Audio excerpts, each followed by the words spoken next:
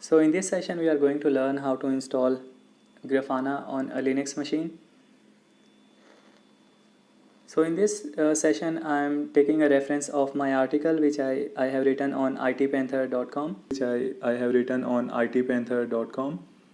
And if you want to see all the articles written about Grafana, you can log into this website itpanther.com and then come to Grafana section.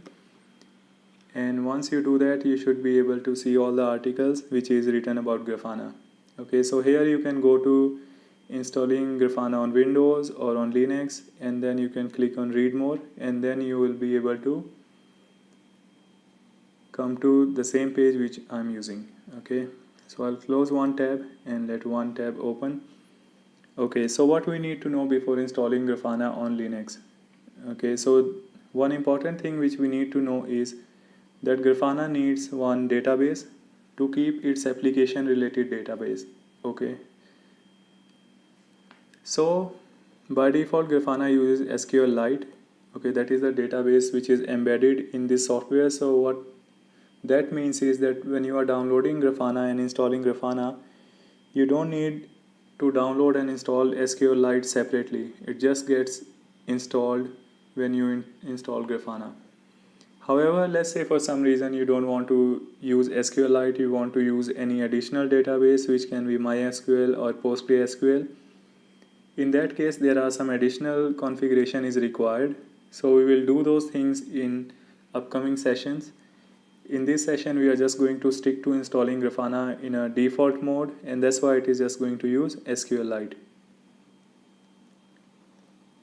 Now, once you install Grafana, you access Grafana using a web interface.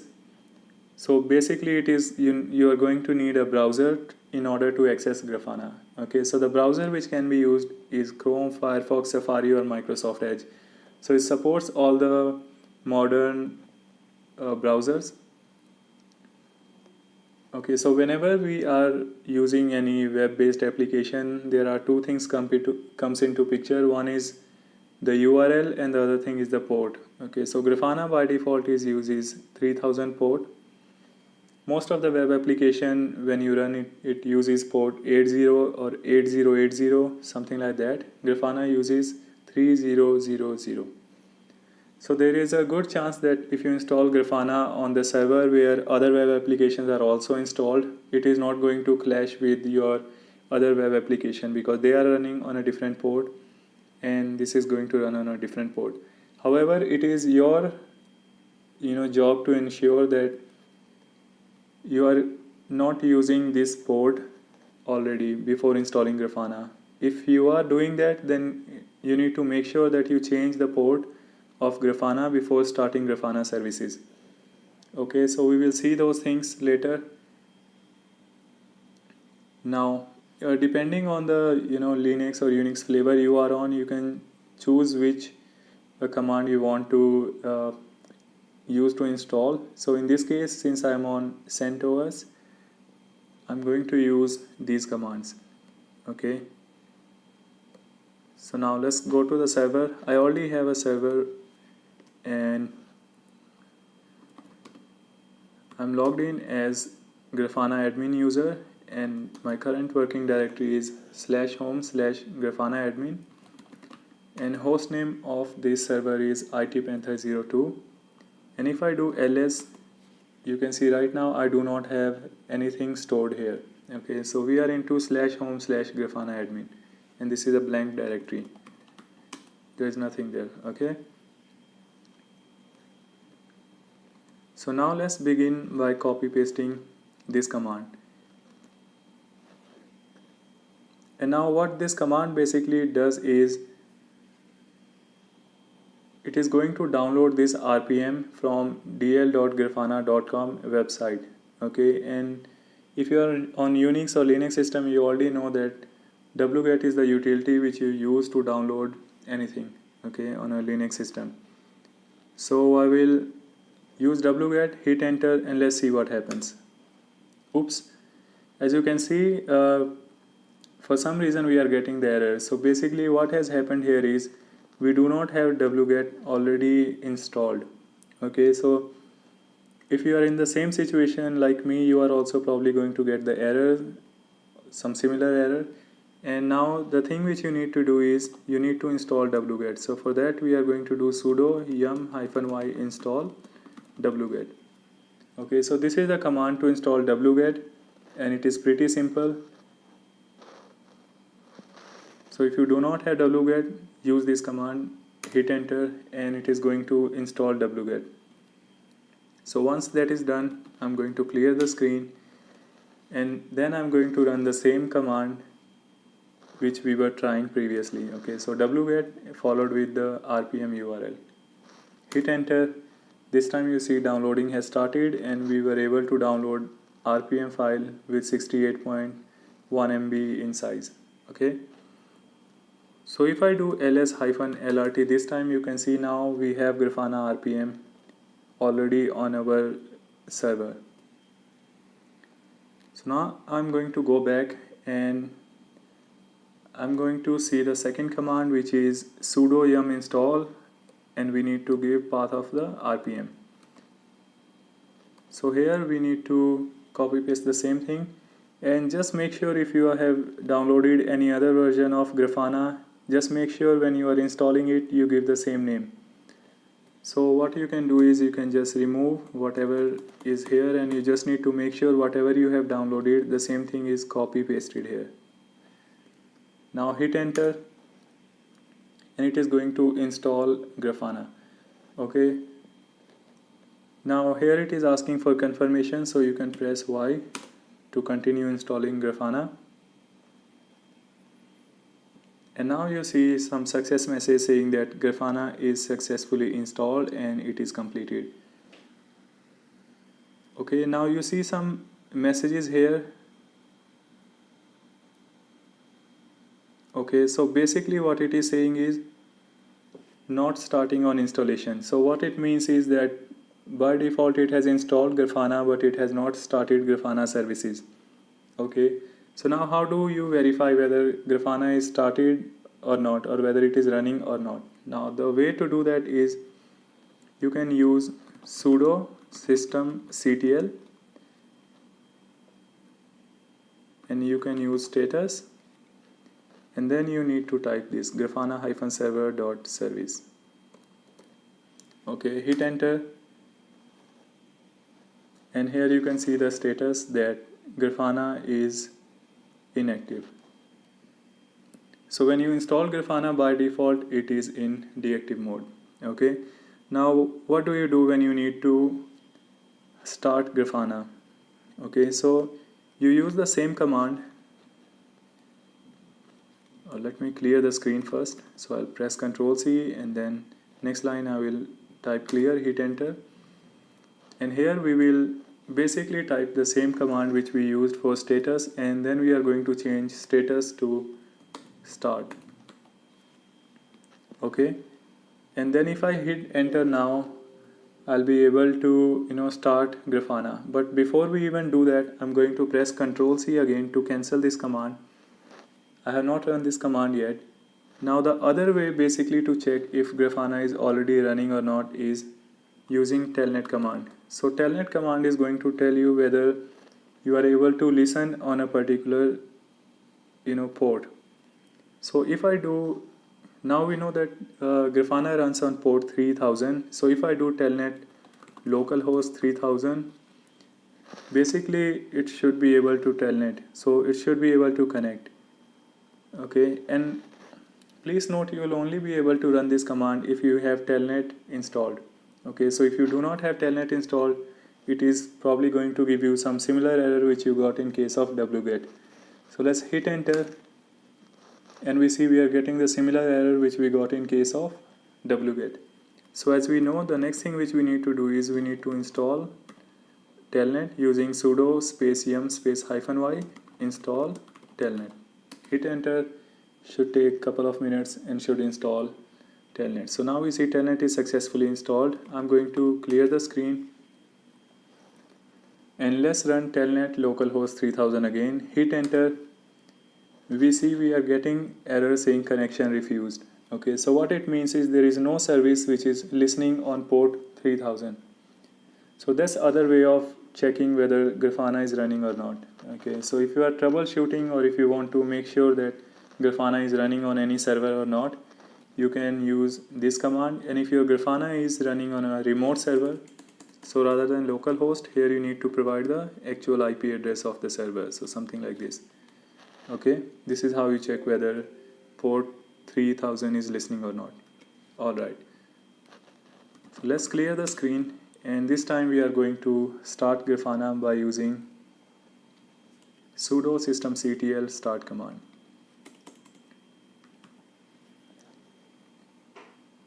And make sure you type grafana-server.service, hit enter, and it is going to start Grafana. So you have not got any message in return, you just run this command and it makes your prompt change to the next line. And now if you want to see the status, you need to use status command again, hit enter, and now you see it is showing it is active. So that is how you know that Grafana is running. Now let's run that telnet command again and let's see what happens this time. So now if I do telnet space localhost space 3000, hit enter, this time you see we are getting the message that connected to localhost, which means there is some service which is listening on this port, and we know that service is Grafana service. Okay, so I'm going to press Ctrl C to escape, and now we can clear the screen. Okay, so now we know Grafana is going to run on the URL which is going to be your server hostname followed by port 3000. Okay, so if you do not have DNS, then probably you need to use IP address. In my case, I need to use IP address. So this is the IP address of this server, and I'm going to open a new tab.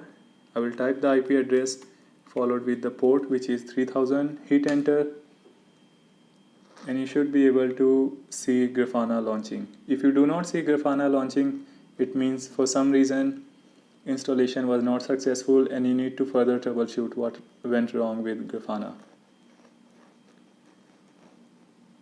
Okay, now you see it is prompting us with email and password. Now if you remember, we haven't really set up any email or password when we installed Grafana. Okay, so what we need to do is there is a default username and password which we need to use. So that default username and password is admin. Okay, so let's type admin, password also going to be admin, hit enter, and now we see it is saying we are logged in, also giving us a prompt to change the password. Okay, so I'm going to change the password. If you want to skip this step, you can use skip, but it is always a good practice after installing Grafana, change the password, because as you know, anyone who is aware about Grafana, they'll be knowing that default username and password is admin, and they may try to use default admin credential and will be able to log into Grafana if you haven't changed the username and password. Okay, so basically the password which you should be changing, and click on save. Now you see you are going to go to the screen of Grafana. Okay, that's how Grafana looks like when you install Grafana and access Grafana for the first time.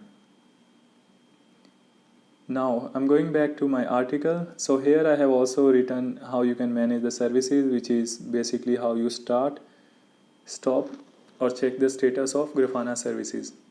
Okay, so let's say if I want to stop Grafana, so what I need to do is, it is going to be the same command which you used for checking status or starting, and the only thing which you can change here is this keyword. So you change it to stop Grafana, hit enter, and now Grafana is stopped. How do you verify? Now to verify, you can use status, hit enter. Here you should see the status is set to inactive. The other thing is, when I go here, if I refresh, I should not be able to see this page. Okay, so I have refreshed, it is trying to connect, and it is basically giving us error saying site cannot be reached, because we know we have stopped Grafana services. Okay, I'm going to start it one more time, and let's go back to this website of Grafana. Okay, and hit refresh. Now we see we are able to log into Grafana again. Now let's say for some reason you want to uninstall Grafana. So the step for that is, if you have Grafana already running, first thing probably a good advice is you stop Grafana. So now if I refresh, I'll not be able to access this Grafana page, and it is going to give us an error. Now if you want to uninstall Grafana, we need to use this command. Okay, so sudo yum remove. So let me clear the screen first. Let me do ls-lrt. So if you remember, this is the RPM which we had downloaded.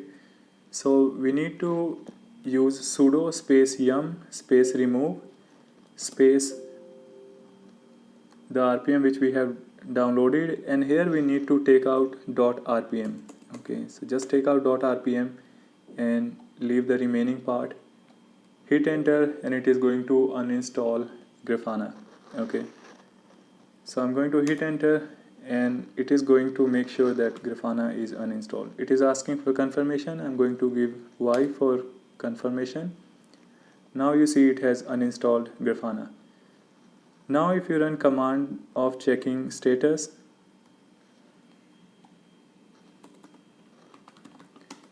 it is basically going to give you error because there is no service named grafana-server.service is running, or your operating system cannot recognize anything like this. Okay, because Grafana is totally uninstalled from this server. So that's it in this session. Just to summarize, in this session we have learned about Grafana prerequisites like database, and we also know what are the supported web browsers. Then we learned that by default it works on port 3000, and also we followed the steps to install on CentOS,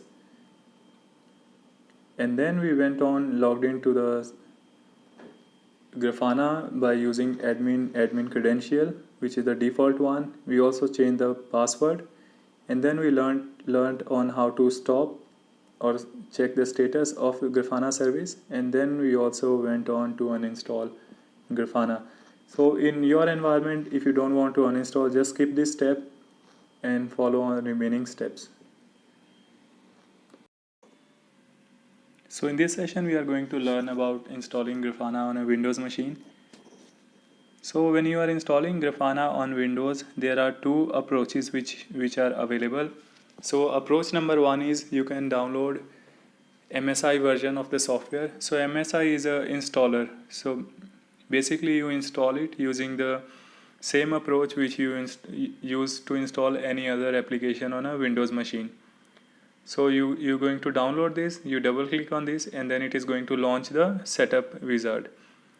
And the second approach is installing standalone Windows library. Okay, so in this case you download the zip file and then you extract that zip file, and inside that you are going to have binaries. By binaries I mean is like grafana-server.exe, which you can then double click to launch it. So the first approach you should be following when there is no restrictions on your laptop and you have admin access and all those stuff, then you can just follow the first approach. And in case there is any restrictions on your laptop in terms of admin access, or there is any organizational level restrictions, then you can follow the second approach.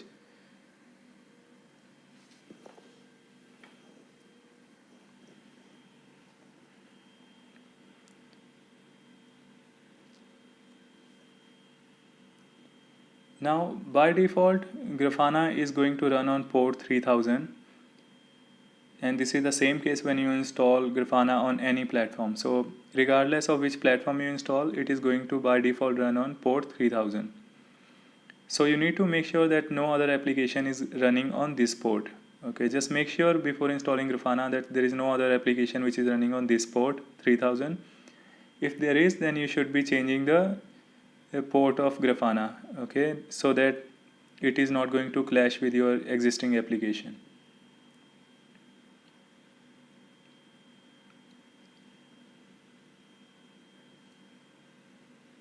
So now let's follow the first approach and let's begin. So I have clicked on this link and it has started downloading the software. As you can see on the left bottom side, that software has already been downloaded. Okay, so if you want to download the software, you can go to itpanther.com, then slash installing hyphen Grafana hyphen on hyphen Windows. So it is going to open up my article which tells about how to install Grafana on Windows machine. Otherwise, if you come to itpanther.com, you can go to blogs section. In the blog section, then you can move on to category and then you can move to Grafana. And here you will see all the articles which is written about Grafana. It is about installing Grafana and there is a lot of other stuff. So here you can go to the article which talks about installing Grafana on Windows. And then you are going to come to the same article which I am showing you now. And then if you click here on download Grafana, so basically it is going to download the software. If you see on the top left side, so it is basically pointing to dl.grafana.com website, and it is going to download the software from there to your system. Now once you double click on this software after downloading, it is going to launch the setup wizard. And as you see here, the MSI version sometimes give security warning and stuff like that because your antivirus may be blocking this. But this is a genuine software, so you should click on more info and then you are going to get option of running the software. Okay, by default if you see, you only see don't run. Now if you click on this link, you can see at the top, at the left bottom side, that it is a software which is being downloaded from grafana.com, which is a authentic website for Grafana. Okay, so I'm not going to click on don't run, going to click on more info, and then I'm going to get option of run anyway. And once I click on run anyway, the installation is going to begin. Now installation is very straightforward. So you click on next and you need to accept the terms and license agreement. Click on next. And then here you see the default location which is pointing to C drive. So now if you are in a production system, always make sure you change the location. Since here I'm not going to change the location, I'm just going to show you here you can change the location. But since I'm not running on production, I'm not going to change it. In your situation, always make sure do not install Grafana in C drive, because if operating system crashes, you are going to lose Grafana, and you are basically going to lose all the stuff which is done in Grafana. So I'm going to click on next, click on install, and it's going to take a couple of minutes, again depending on the system resources you have available on your system.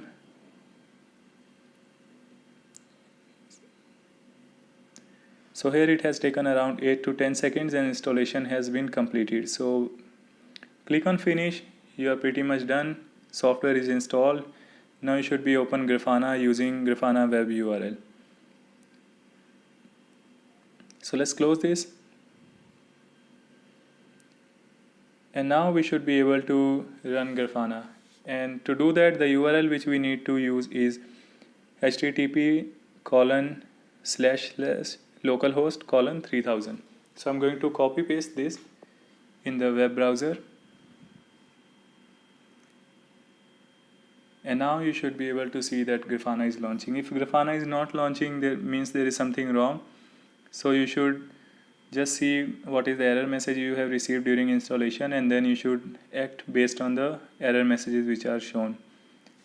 Now here if you see, there is no email or password which we have given during installation. So what it means is there is a default username and password which is called admin, which you need to use. So I'm going to write username admin and password also is admin, and then it is going to move us to same screen actually, and with the option of changing the password. Okay, So here always consider changing the password when you are not using,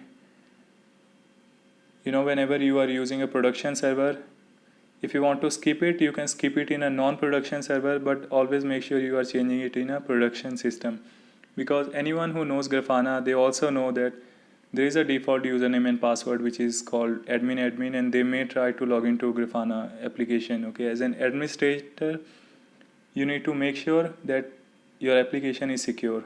So I always change the password and then I move on to next step. So once you change the password, you are going to see the prompt saying user password changed. And this one is basically the browser stuff. It is trying to save your password, so you can close that. So this is how your Grafana is going to look once you install and log in to Grafana for the first time.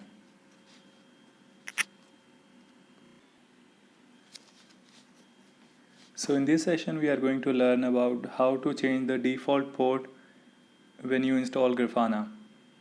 Okay, so the step is very easy. First thing is you're still going to install Grafana the same way which you do if you don't need to change the port. So in this lesson also I'm going to install Grafana. So I'll just quickly going to install Grafana, okay, because we have already covered installing Grafana in previous lesson. I'll just quickly install it and then I will show you what we need to do to change the port. Okay, so the installation instruction is pretty simple. It is there on the article. Okay, just go to itpanther.com and there you can see the article, and from there follow the instructions, or you see the previous sessions in detail where we have discussed about this. So here you see now it says Grafana setup is completed. Now the way to check whether the Grafana is running or not is you need to use this command. Just make sure you change the start to status, otherwise it is going to start Grafana. We just want to see the status, so I have changed it to status. Here we see it is showing that Grafana is inactive. Okay, so which means Grafana is installed but it is currently in inactive state. Now we don't want to start Grafana because we need to change the port. Okay, so what we need to do is we need to make changes in the grafana.ini file where all the configuration stays. Okay, so you go to /etc/grafana/grafana.ini, edit it and change the port from 30000 to any port of your choice. Just make sure that that port is not already used. So here I'm going to open this in a VI editor. Also I have put sudo in the front because if you remember, we installed this software using sudo. So by default all the file permission is set to root. So I need to use sudo if I want to edit this file. So I'm going to edit this file and then I'm going to go to the place where it shows port 3000 and then I'm going to change the port. Okay, just you see it is starting with semicolon. Okay, so make sure you change the semicolon. You need to remove this. If you don't remove this, then your changes are not going to be accepted, because by a semicolon what it means is that it is a comment. And also change the port to some other port. So in this case I'm changing it to 3010 and I'm also going to remove semicolon. Do not forget to remove semicolon. Semicolon means comment in grafana.ini file. So once you've done that, save and exit.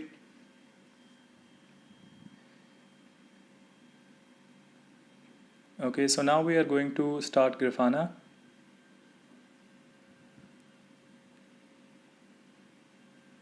So once you hit this command statement to start Grafana, after that we need to run the status command to see what is the status now. It should be showing as running or active.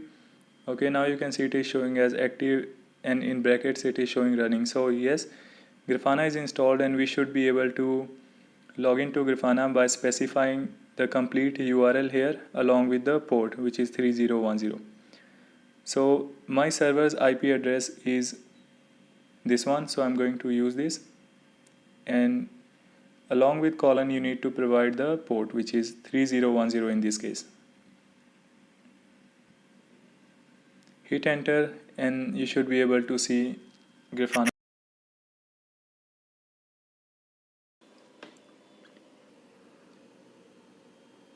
So in this session we are going to discuss about changing the default database of Grafana application from SQLite to MySQL. Okay, so as you know, by default Grafana uses SQLite, and let's say for some reason we don't want to go ahead with SQLite database, we just want to change it to MySQL database because maybe your organization follows this standard for databases.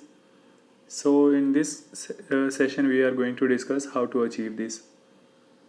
As a Grafana administrator or as a Grafana developer, I don't think it is going to be your job to install MySQL.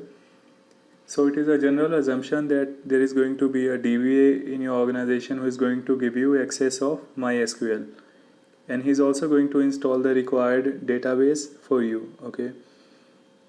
However, if you still want to see the steps of installing MySQL, then you can follow along. I have put all the steps of installing MySQL here.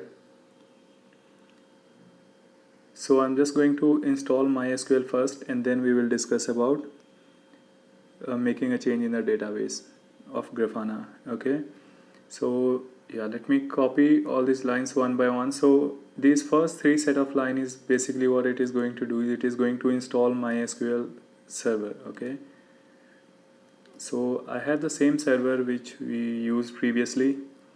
So you can check the host name and the directory and the user. Okay, so I'm going to run these commands one by one. So first command is just downloading the RPM.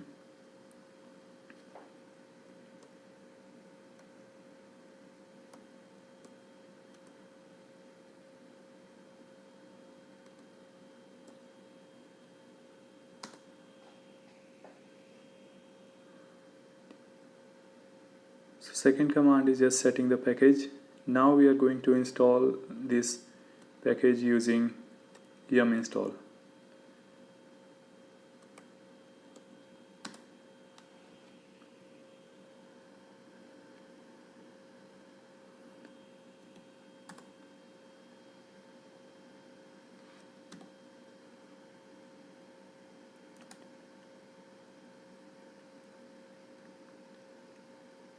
So as you see, basically it is pretty simple. We fired the first three commands, and then we accepted the prompt, and now it is going to go ahead and download the required binaries, and then it is going to install MySQL. And the MySQL version which it is going to download is 5.7 in this case. So depending on the speed of your internet and also the system resources, it can take some time. Okay, if you are not aware, actually MySQL is now MariaDB. So if you see something related to MariaDB and all, so you just ignore it. Basically now MySQL is also called MariaDB. Now we are going to start the services of MySQL server. So before we do that, I'm just going to use status command to see the current status. Okay, so right now you see it is saying it is inactive, so it is not started yet. Now we are going to follow the command to start MySQL.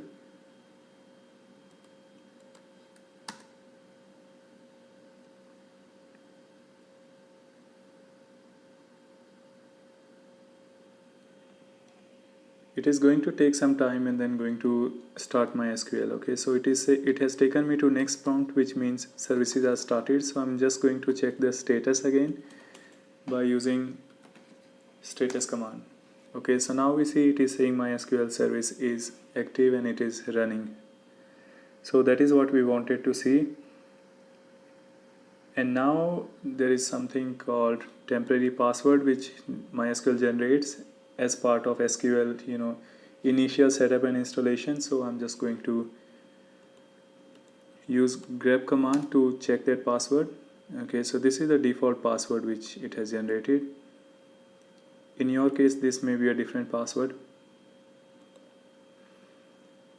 And now I'm going to run these commands and going to create a database, okay, which Grafana is going to use. And also I'm going to create a user which is going to be used by Grafana, okay, and then we will provide this DB and user related information in Grafana configuration file.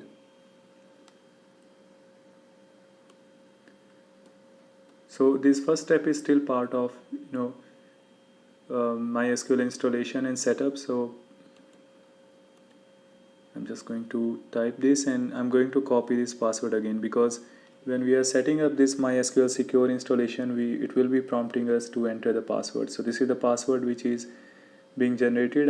I copied it and then paste this sudo space MySQL underscore secure underscore installation and hit enter.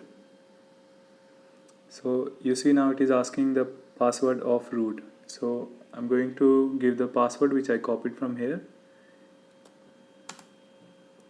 Now it is asking new password, so enter the new password.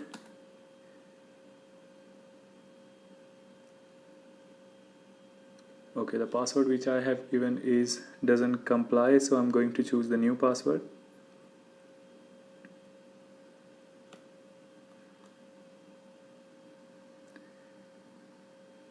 So in this case,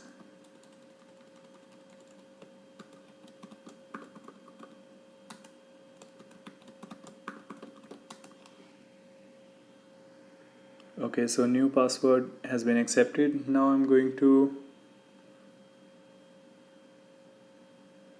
change the password for root. So it is asking whether do we want to use existing password for root, or do we want to change the password for root.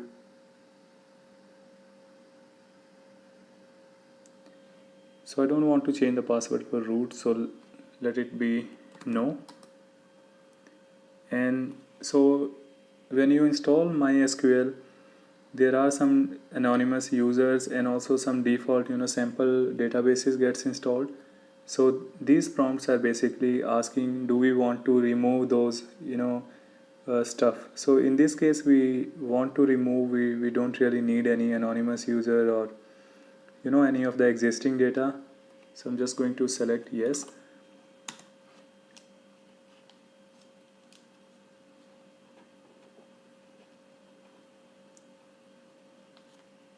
And so it is asking, do we want to allow root login from remote servers. Okay, so in this case I just want to log in with root user only from this server. So I'm just going to select it no. Otherwise, if you keep it yes, then people from other servers will be able to use MySQL server and connect to this server using root username. Okay, so I don't want that to happen, so here I am selecting no. Now here you see there are some test databases which MySQL may have as part of installation, so we want to get rid of that. So I'm just going to select no, hit enter, and in the reload privileges table you can just select yes. Okay, so it says all done, and now our MySQL is set up. Now the way to log in to MySQL is MySQL space -u, then I'm going to use root user and then space -p.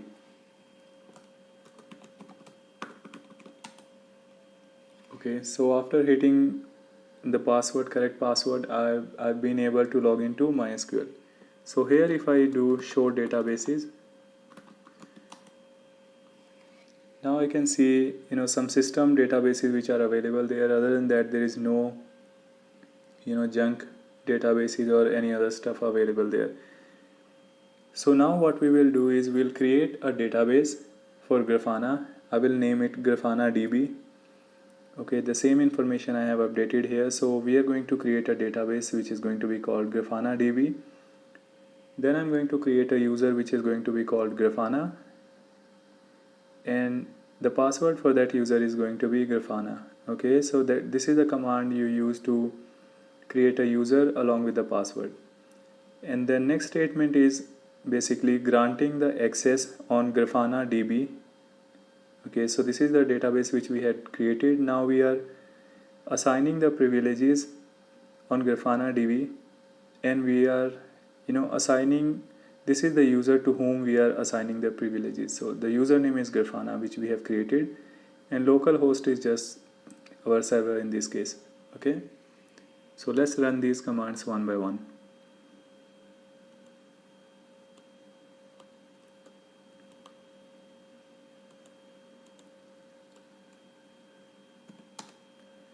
Okay, so it says query okay, it means it has created the database. So if you want to verify that whether database is created or not, you can run show databases again, hit enter. Now you see Grafana DB database has been added.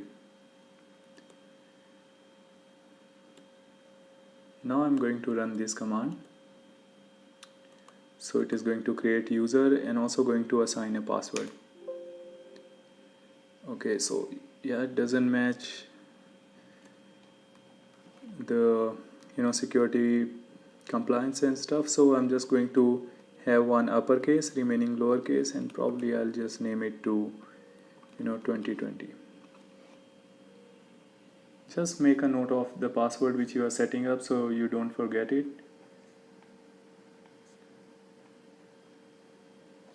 Okay, then hit enter and you are done. So it has created the user and has set up the password.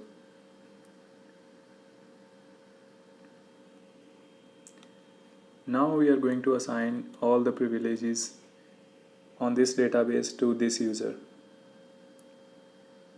The username is Grafana. Okay, so this also executed successfully, and now flush privileges is just you have to execute after you assign all the privileges. Okay, so yes, all the commands executed successfully. Now we should be able to connect using this user. Okay, so now I'm going to exit from here, and then I will use MySQL -u, and we will provide new user, which is Grafana in this case,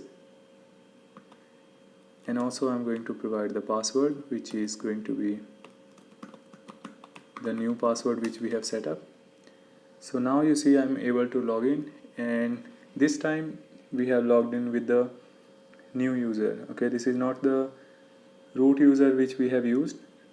So this ensures that we are able to connect to newly created database. Now I am typing show tables command, hit enter. Okay, so it says we need to select one database, so I'm going to see list of databases. So the command to do that is show databases, and then I'm going to say use Grafana DB. Now it is going to use Grafana DB. So now if I run show tables again, so it says there is no tables. Okay, so right now we do not see any tables, and basically when we change Grafana INI configuration to use this database, that time you will see Grafana is going to create a lot of system related tables or application related tables here. So we will verify this again. Now I'm exiting from here, and now we need to make changes in this file, which is grafana.ini file. So by default the location is under /etc/grafana if you are installing using package manager. So I'm going to this location, and under this location I'm going to change the URL, okay, which is going to be MySQL. This is just the syntax which you need to follow, and Grafana is the username here, and then we have the password, which is in this case not going to be Grafana. I need to change this password to the new password, and then it is going to be @ server name and the default port on which it is running, which is 3306. MySQL DB runs on port 3306 by default, so we haven't made any changes, so we are still going to use this. And Grafana DB is the name of the database. So now let's go and edit this file. So you can edit this file in any editor you want. I just use VI editor and search for word MySQL. So once you search for MySQL, you will see there are things like you have option of specifying type, then host name, then name, and then username. So either you can specify all the database detail here, or otherwise you can use the URL syntax. Okay, the URL syntax, I find it much simpler because everything is in one line. So by default, one second. Okay, hang on, I think I lost.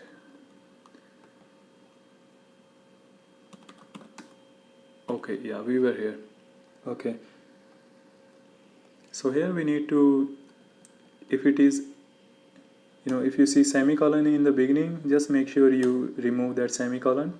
And URL, change the URL to MySQL, provide colon, and then double slashes, then it is going to be Grafana, which is the username. And then we need to provide the password, which is going to be Grafana @2020.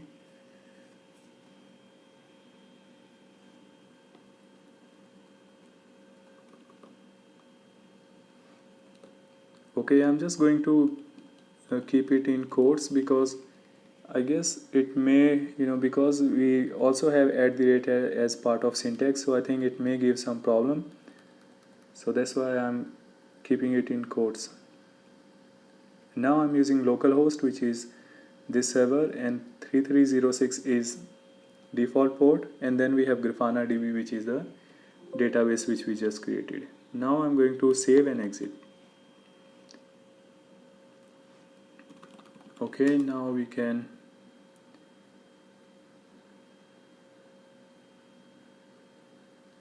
so here if you type history, you are going to see list of all the commands which you had just typed. So I just wanted to copy paste one of the previous used commands, so I just did history and then copied this command. Now if you see the status, Grafana was already running before we made any changes. Okay, so previously Grafana was using SQLite. Now we have made changes in grafana.ini file, so we must restart it. Okay, so now to restart it, you need to use stop and start command. So first I'm going to stop it, and then I'm going to start this. And before that, if you want to see the status, you can do that. So I see the status now is it's not running. So now I'm going to start it, hit enter.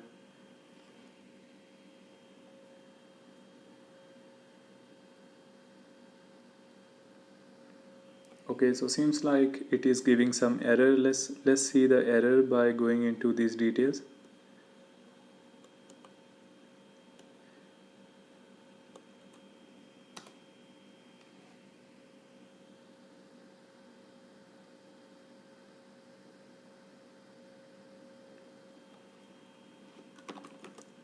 So I need to use sudo to use this command.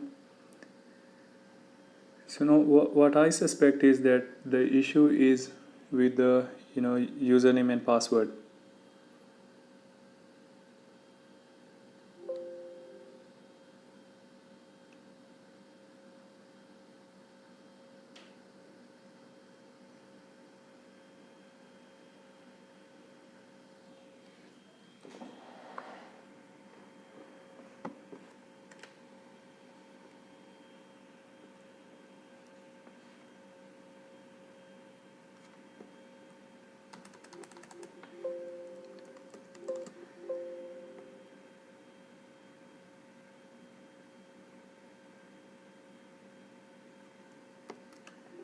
Okay, it says something like start request repeated too quickly. So let's try to start again and see what happens.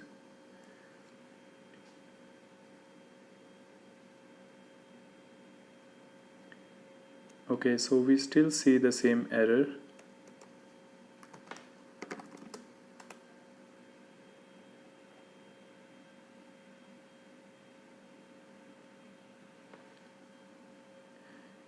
Okay, so what I suspect is that it is because of the password. Okay, so I'm going to change the password of MySQL. Or the other thing possibly we can try doing is, let me go back to that. grafana.ini file, and here we are going to go to MySQL, and here I'm just going to comment this line, and then I'm going to provide all the information here. Okay, so type, I will change it to MySQL, and hostname is going to remain localhost @3306, so I'll change it like this, and this is the name of the user, so which in this case is Grafana, so that's fine. Oh, I believe this is the name of the database. Okay, so and here you need to specify the username, Grafana username. So here what we have done is we have created a new user which is called Grafana, and then the password which we have is called, not, the password is Grafana @2020. Okay, so yeah, this looks better because it doesn't conflict with this @ here. Let's run it.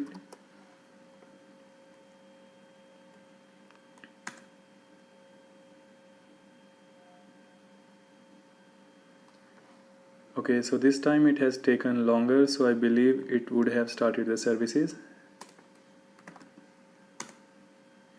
Okay, yes, we do see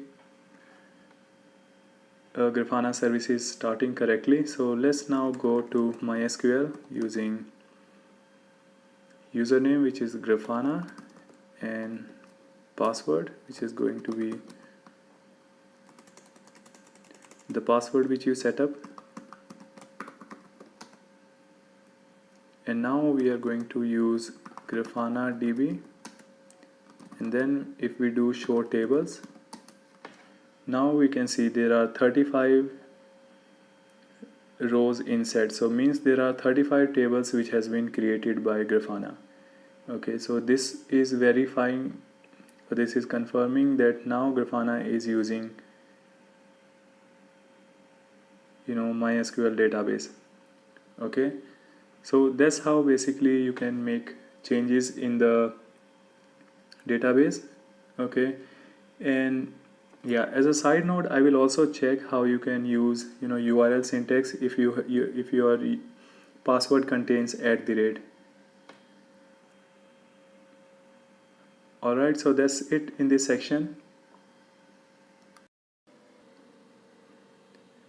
So in this session we are going to talk about making default port changes of Grafana on a Windows machine.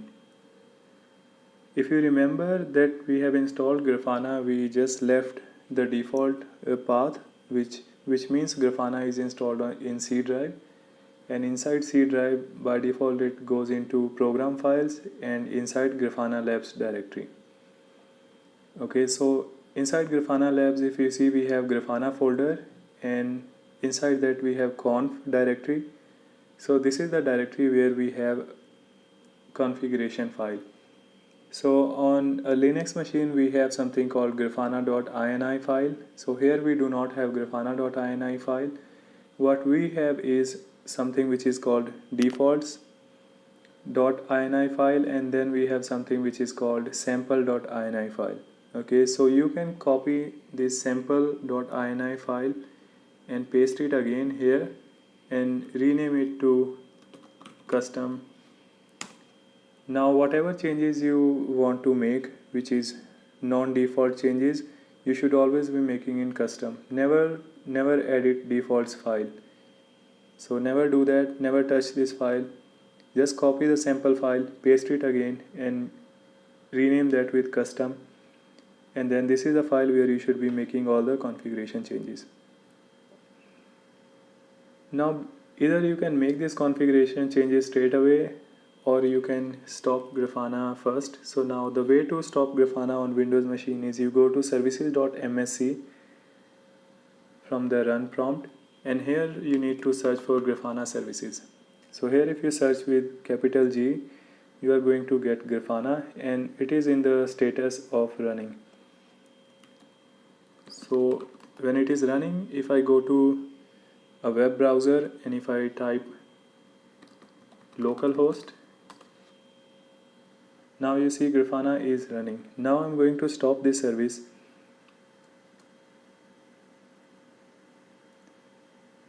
So services is stopping. Now services is completely stopped.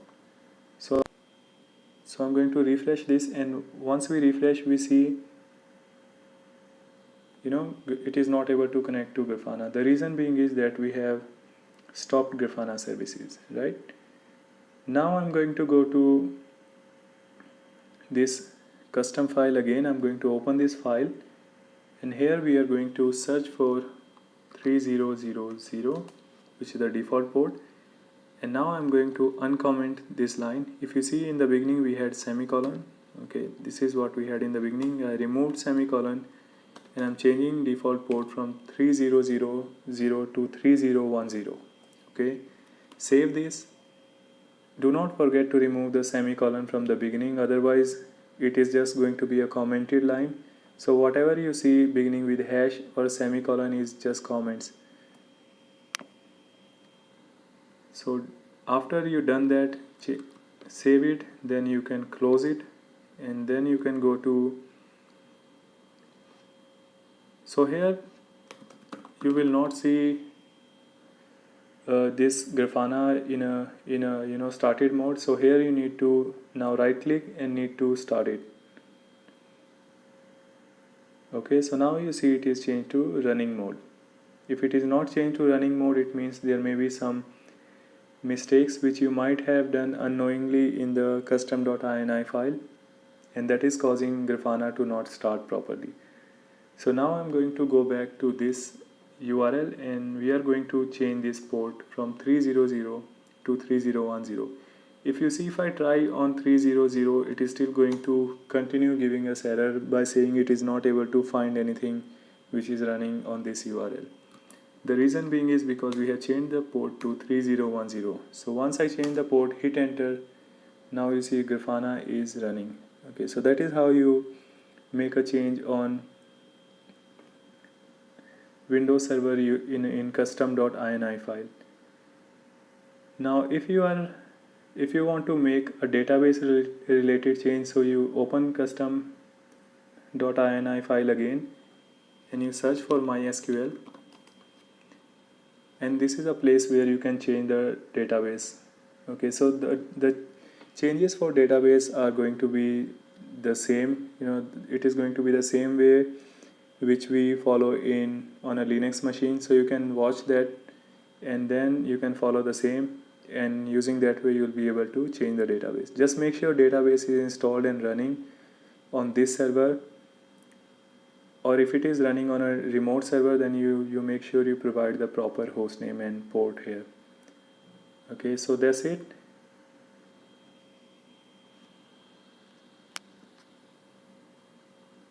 So in this session we are going to discuss about how we can upgrade Grafana from version 6 to version 7. Okay, so Grafana version 7 has been recently released, and since we already have learned how we can install Grafana 6 and manage the services of Grafana 6, now it is a good time that we learn about how we can upgrade from Grafana 6 to Grafana 7. So just a quick recap. If we go on to installing Grafana on Linux, you would have noticed that we had actually used these commands in order to install Grafana. Okay, now here you see the RPM which we had used was version 6.7. So now next thing which we need to do is we need to use RPM 7 version. Okay, so we are going to download this 7 version of RPM, and then once we go ahead with the installing RPM version 7, it is basically going to take care of the upgrade process as well. Now before we do that, just make sure whatever the important thing you have already backed up. Okay, so when I say important things, first thing is you make sure you have taken a backup of the database. Okay, and then second thing, make sure you have taken backup of the configuration files. Okay, so if you are using SQLite, then the default directory under which database will be /var/lib/grafana. Okay, inside that you can see grafana.db. So you can take a backup of this and keep it on some backup directory. And if you are using MySQL, then you can use this command in order to take a backup of MySQL. So if you know, in our case we have already changed our database from SQLite to MySQL, so we are going to take backup of MySQL. So command is very simple. You need to use MySQL dump command and then space -u. After the -u you need to provide the username. So in our case username is Grafana, and then space -h. -h is the host name basically. So here, since I have installed it on the same server, I'm going to use localhost. After that you need to give space -p, and after -p you need to provide the password. And please note there is no space between -p and the actual password. Okay, and after the password you need to give space and then the name of the database. So in our case name of the database is Grafana DB. Now this command is actually going to produce some output. That output we are going to redirect to /home/grafana admin/grafana.sql file. Okay, that's why we are using a redirection symbol here. So let's copy paste entire thing, and then we are going to move to the server. Now here I just want to show you, if we do pwd, right now we are into /home/grafana admin directory, and if I do ls, you can see here that we previously had downloaded and installed version 6.7.3. okay, so now let me copy paste whatever is the command to take MySQL backup, and then let's hit enter. And the command is very quick because we don't have a lot of data, and that's the reason it is very quick. However, in your case, if you are using Grafana 6 for let's say 1 year, you may have a lot of data, application related data available in your database, and it can take some time in order to take the backup. Now here if I do ls again, you can see now I have a new file which is called grafana.sql. so this is the file which is containing the backup. Okay, so basically when you take MySQL backup, what it does, it copies whatever is there in the database into a kind of flat file, and then when you restore it, you are going to again run all of these commands which are inside this onto your MySQL database. So if I just do head -10 and grafana.sql, you can see this is what we have. Okay, so these are like all the MySQL statements which is stored inside this file, and whenever you want to restore, you are going to execute this SQL, and it is going to load everything back to your database. However, hopefully everything goes well and we will not need any scenario to roll back. Okay, but if you are doing it in a real production environment, always make sure you have a workable backup taken. So in this case, now we can go ahead and start our upgrading process. So I'm going to run this wget command.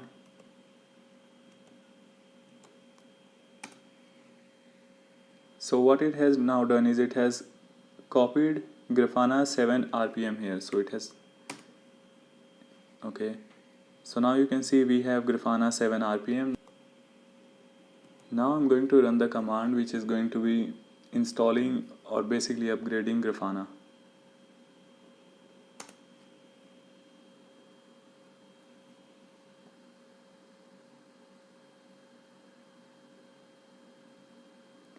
Now here if you had noticed, you can see here that this package has already detected that this Grafana 7 is an update of Grafana 6.7 which we already have in our system.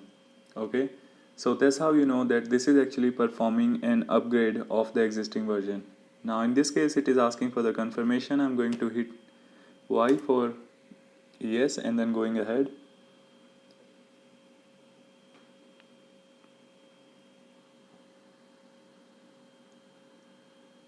Okay, so now it says Grafana upgrade basically has completed, and now we can go ahead and see what is the status of the services. So if you remember again from our installation of version 6, we have some commands which we can use to check the status. Okay, so in order to check the status, we need to use sudo systemctl space status space grafana -server dot services. So if I run this command here, I'm going to see the status of Grafana. So in this case, you can see Grafana, when it upgraded, it also started Grafana. Okay, and what it means is now I should be able to access Grafana. Okay, so other thing to notice here is if you do cat on grafana.ini file and if you grep it using port, you are going to get what is the current port. So in this case, you can see we had changed the port from 3000, which is the default one, to 3010. Now I'm going to open a new tab and then we are going to enter the URL of new Grafana. Okay, so as you remember, we are running this on port 3010. That's why I have given here 3010. Okay, now here please provide the username and the password. So in this case, I need to provide the username and the password, and after that we are able to log in successfully to Grafana version 7. Now here if you navigate to the bottom left side, you can see in the here it is showing as Grafana v7. It means that we have successfully upgraded from Grafana version 6 to Grafana version 7. User interface of we're going to discuss about user interface of Grafana. So when you log into Grafana for the first time, you see a very beautiful home page. So that home page is basically built of smaller components which are called panels. So you join lots of panels and you form a dashboard. Okay, so for example, you see here welcome to Grafana, and here you see some text and some links. So this is nothing but a panel. As you can see, once I move my cursor here on the top of this panel, we have some arrow, and which is giving us option to view, edit, remove and perform some other actions. Okay, so this is one panel, and then this is different panel. So if I select here, I get the same option again. Okay, so each of the panels can be separately controlled, and you have an option to edit those panels, you have an option to duplicate the panels, and again for each of the panels you can choose different type of visualization. So that's how you are going to create a beautiful looking dashboards. Now here again, if you see, we have list of dashboards shown here. This is again one panel, and then this is on the right side, you see latest from the blog. This is again one of the panels. Okay, so a list of panels is going to be used to create a dashboard. Okay, so we'll discuss about panels when we are going to create our first dashboard. Now coming here on the right side, you see option of dashboard settings. So if you click on these settings, you will be getting some of the options of describing variables or auto refresh and things like that. Again, more on these things we will be discussing later on. So for now, I just want to give you introduction about the user interface. Okay.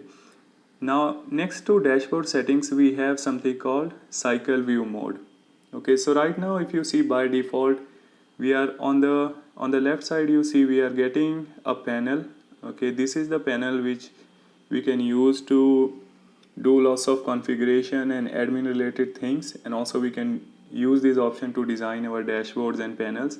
But let's say you don't want to show this panel, you want to hide this panel. In that case, you can click here on the cycle view mode, and if I click here one time, you will see that now we do not have this panel on the left side. Okay, now if I click on this cycle view mode again, you can see now on the top we had home. So whatever we had on the top, that has also gone. So now whatever we see on this screen is only the dashboard. Okay, so this is a Grafana dashboard which is built, and that is the only option which we see on the screen. So when you are creating your own dashboard, for example, I already have a custom dashboard created here. So now let's say this is a dashboard which I want to monitor, and I don't really want to see all this stuff on the left side and on the top.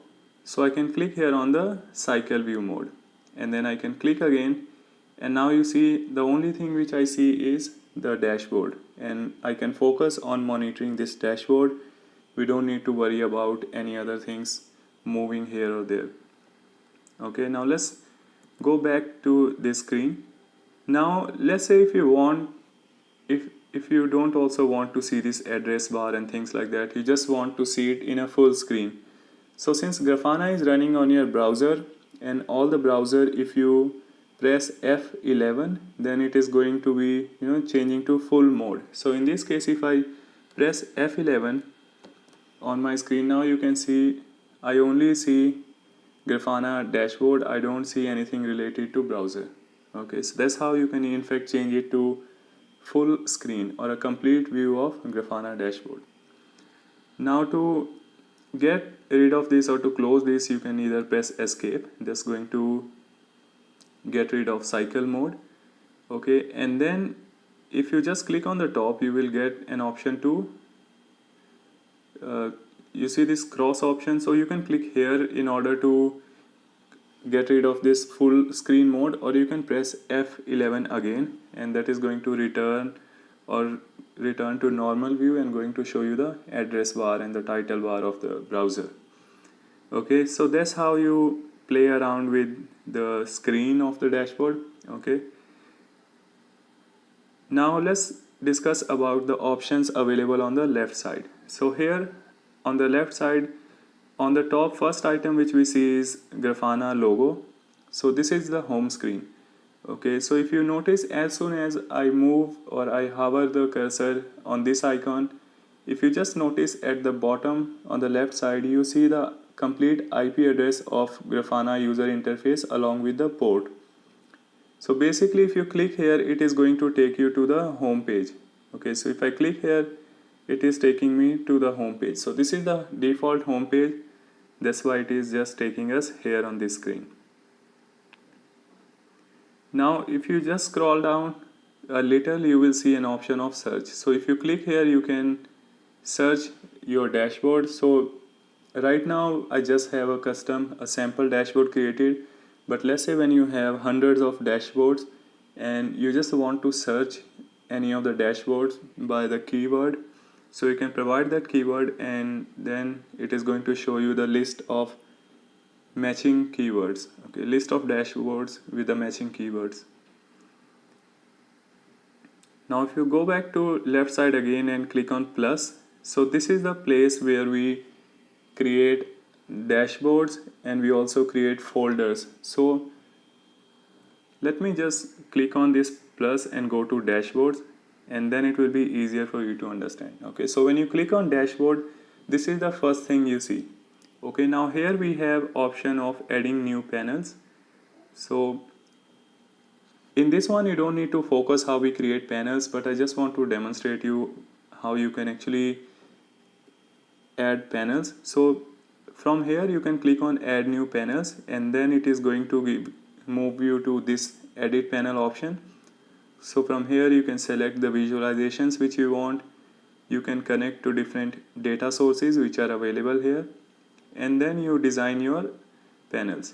Now in this case I'm just going to go back, and let's say this is one panel and which is titled, we can change the title, let's call it panel 1, and let's click on apply, and this is our panel 1.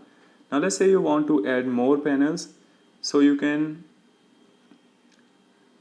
notice on the top you have an option of add panel. Okay, so this is the option using which you can create more panels. So if I click on here, it is going to open one more add new panel box, and here now I can add another panel. So I'm just going to call it panel 2, and let's just click on apply. Okay, so by default you saw panel 1 move down and panel 2 is here. Now let's say if I want to move panel 1 again on the top, so I can, if I move my cursor onto the title of panel, I have an option to drag it and move it either to the right side or move it to the bottom. Now all the panels do not have to be of the same size. So if you want, you can make one panel smaller. So if you click here at the corner of the panel, you will get an option to resize the panel. Okay, so I can have multiple smaller panels and I can have one bigger panel. So if I want, I can make it larger, and then we can have multiple smaller panels. Okay, So right now you don't see any data because we are not connecting to any of the data sources. But this is how you organize your all the panels in order to create a dashboard. Okay. Now by default this dashboard doesn't have a name, so you need to click on save dashboard, and then it is going to ask you to save this dashboard with a name. Okay, so if you don't give a name, it is just going to be called new dashboard or new dashboard copy. So I'm just going to remove this and going to call it demo dashboard. Now you notice when you are saving dashboard, you have an option of selecting a folder. Okay, so you organize all the dashboards into folders. So by default you will see only general folder, you will not see infrastructure monitoring folder. This is the one which I have created.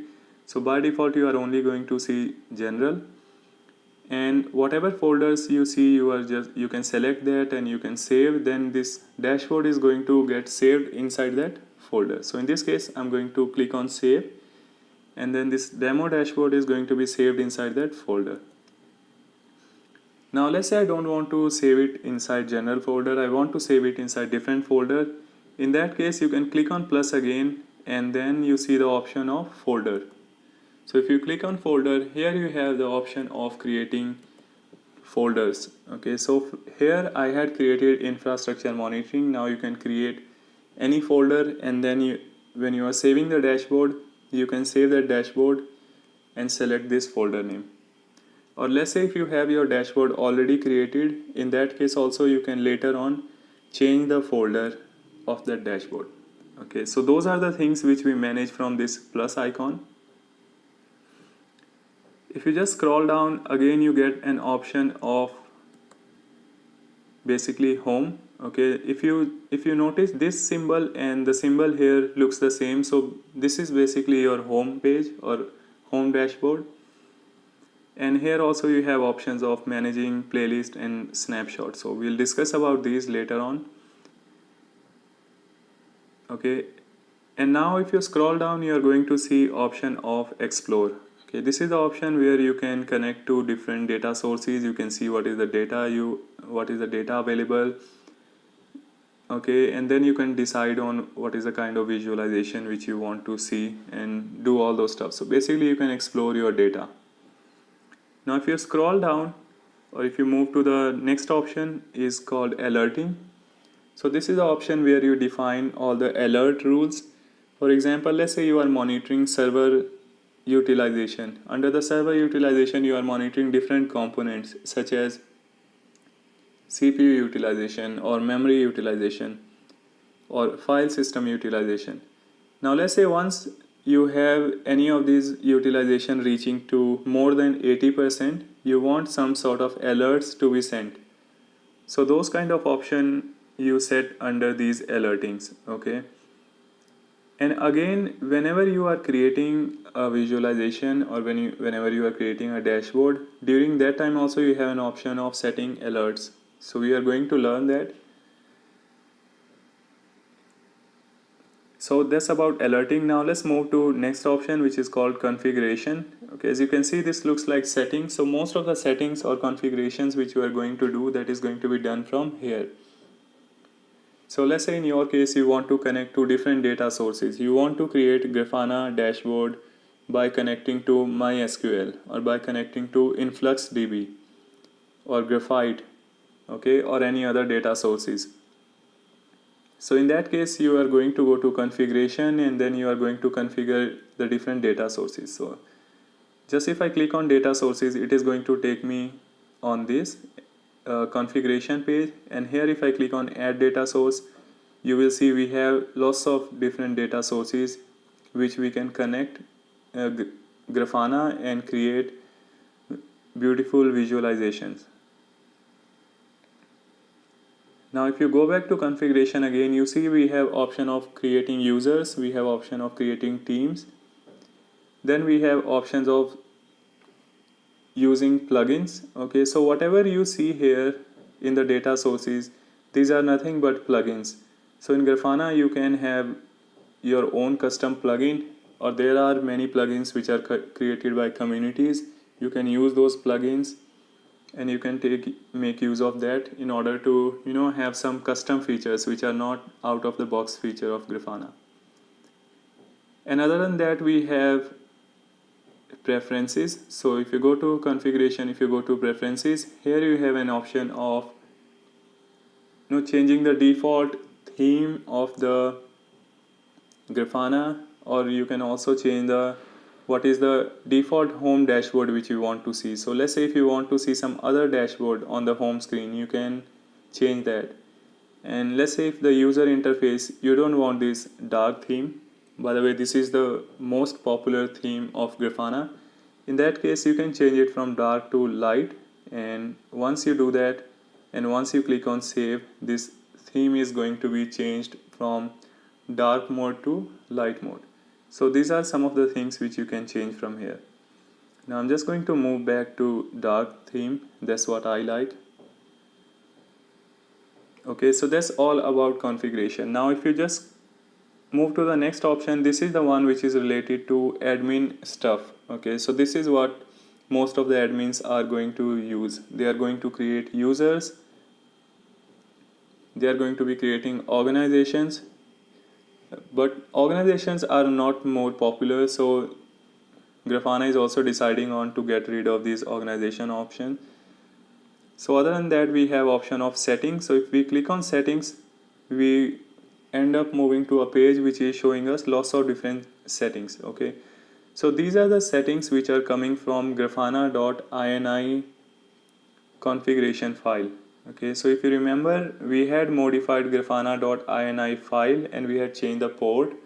So all of the things which are available in grafana.ini, you can see those settings here. So if I search 3010, you can see we have one entry which is called HTTP port 3010. This is the entry which we had changed in grafana.ini, and now from here as an administrator I have the ability to be able to see all these settings. Okay, so from an admin point of view, this is very good option. And again, if you want to make any changes, you can make the changes in grafana.ini, and then you have to restart Grafana. Okay, and also if you don't want to make changes in the actual file which is grafana.ini, in that case you can create custom.ini file and you can make changes in custom.ini file. Okay, we have seen this option when we made changes on a Windows machine. So other than that, we have options related to stats, and then we have some options related to upgrade. So in the stats, we have like what is the volume of users who try to access this, and what are the count of active users or active admins. So these are the things which is going to be useful from an admin point of view. Okay, so that's all about user interface of Grafana. So if you see, this is very simple interface. There's not too many options. Okay, that's what makes it very simple. However, it doesn't mean that this is not powerful. Okay, we are going to see more of the features or more of the dashboards or panel level properties when we create panels or dashboards. But this has whatever you need in order to create an enterprise level beautiful dashboard. If you just scroll down here, you can see the option related to your user account. So I'm logged in, I'm an admin user. Okay, this is the default user, that's why you see admin here. So whatever user you'll be seeing that name here, and then you'll be having an option to sign out, you'll have an option to change password, and you will have option to select the preference of your own interface. Okay, so whatever preferences you change from here, this is just the preference for your account. So if you change here UI theme from default to light mode, this is going to be changed only for you. This is not going to be changed globally. Okay, and other than this, we have here little help icon. This is the icon using which we can directly go to communities, or we can go to documentations. Okay, and we can explore more about Grafana. So hope this video gave you good overview of Grafana user interface. And now we are good to start, and we are going to create couple of sample dashboards, and also we'll be learning how we can organize them, how we can save them, how we can make different changes in the dashboards. Creating our first dashboard. In this session we will discuss about creating our first dashboard. So first thing before we start creating our dashboard is that Grafana is only a visualization tool. By default, it doesn't have any mechanism to store the data. Okay, so if you want to create a dashboard, you need to have some kind of data sources. It can be MySQL database, or it can be Influx database, it can be Graphite, or it can be any other supported data sources. Okay, because what Grafana is going to do is it is just going to connect to your data source, and then it is going to create beautiful visualizations. It is going to give you the ability to create beautiful graphs, beautiful visualizations and things. However, Grafana itself doesn't store any of the data which you have. Okay, so if I click here on the plus on the left side, and I can go to dashboard. Now here I have an option to adding new panel, and let's click on add new panel. And then here, if you notice, under the query window we have something called default. Okay, and here we have lots of other data sources available. Okay, so first thing we need to do is we should be creating our data source. So we should be able to see that created data source here, and then we'll be able to select that data source and then create our dashboard on top of that data source. Okay, so right now I'm just going to go back again, and then I'm going to click on configuration, and from the configuration we have option of selecting data source. That's one way of going to data source option. The other way is you can go to home option, and in this case I'm just going to discard it. So you click on home option, and then there you have something called add your first data source. So if you click on here, basically this is just going to take you to the add new data source option. Okay, so that's one way, and the way I prefer is going to configuration and then going to data sources, and after that go and click on add data source. Okay, now in our example we are going to connect to MySQL database.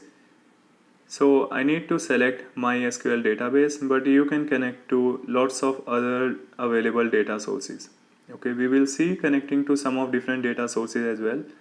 In this case we can just go ahead with MySQL, and now select or click on select option here, and then you will be going to the settings option of that data source. In this case now I have been moved to MySQL connection data source. Now here I need to provide hostname and database, username and the password of the database to which I want to connect to. Now in your case I believe you should be having a database, and also you should be having the tables to which you want to connect to. In my case, let me show you what I have done. So as you remember, for Grafana we used MySQL database. So in that MySQL database I just created one more table which is called matrix, and in that matrix table I'm just sending some dummy data. That data is basically kind of CPU utilization data, and that data we are going to use for creating the visualization. So let me connect to MySQL and show you how that data looks like. Okay, so now to connect to MySQL you can use MySQL command and then space -u. You need to provide the username here. In this case the username which I have is Grafana, and then you need to type -p, and then you can provide the name of the database. So in this case our database is Grafana DB. Hit enter, and then it is going to ask for password. So give the password which you have, and then you are going to be connected to MySQL. And by default it is using Grafana database because that's the database we passed when we connected to this MySQL client. Now here I can do something like select or let's do show star, or actually the syntax is show tables. So we can, once we do show tables, you can see here this is the table which is called matrix. This is the one which I have created. So other than this table, all the other tables are Grafana application related tables. Okay, so I'm not installing MySQL again. I'm just going to use the same MySQL which is used by Grafana application as well, and inside that I have just created one table which is called matrix. And if we want to see the data of this table is, so we can do select star from matrix, and let's say we just want to see 10 records. So I'm going to use limit 10, hit enter, and then you can see that's the data we have. Okay, so we have dt which is date time, we have CPU which is like CPU utilization, then we have IO wait which is IO wait, and then we have idle time of this system. Okay, again this is just the dummy data which I'm inserting to this database every second using one script. Okay, so here you can see on the other side I already have this script running which is actually inserting one record every 1 second along with some random numbers. Okay, so this is something which you don't need to do. If you already have data, you can just connect to that data. In my case I had to create this table, and then I'm going to connect to this table. So the things to remember is, now we will be needing a connection information to connect to this database and then connect to this table which is called matrix. Okay, so now let's go back to Grafana again. So here in the settings I need to give the host name on which MySQL is installed. So in this case we have MySQL installed on the same machine where Grafana is installed. So in that case I can give localhost, and the port on which MySQL running is 3306. Okay, in your case if you have MySQL installed on a remote server, okay, which is different than the server on which Grafana is installed, in that case you need to change here, you need to change localhost, and you need to provide the actual host name or the IP address of the server where MySQL is installed. Then here you need to provide the name of the database to which you want to connect to. In this case database is called Grafana DB, so I have given that. And the username is, type the username and password. In this case I have given the username and password, and then that's all you need. Then you can click on save and test, and if it works, and if Grafana is able to connect to MySQL, then it is going to show a success message. Otherwise it is just going to show failure message or the errors which it is getting. So I'm just going to now click on save and test, and let's see what happens. Okay, now here you see data source updated and database connection is okay. So I see all the green signals, which means everything is completely okay and we are able to connect to this data source. Now if you see here on the top, this is the default name of this data source which is called MySQL. Now let's say I want to change it and I want to give some meaningful name, so I can give it name of matrix, or let's call it matrix data source. So for data source I'm going to type ds and matrix in the beginning. So whatever naming convention which your organization follows, you can follow those naming convention, and then you can click on save and test again because we have changed the name, so we must be clicking on save and test. So once you do that, again it is going to say data source updated. Also you are going to see the connection okay message again, and that's the indication that now it is working. Now let's say if you want to make this data source as the default data source whenever you create a panel, in that case you can click this default to, basically you can turn it on, and then matrix ds is going to be the default data source whenever you have any new panel created. So let me turn it off and click on save and test, and then let's see what happens when we go to plus icon on the left side and go to dashboard.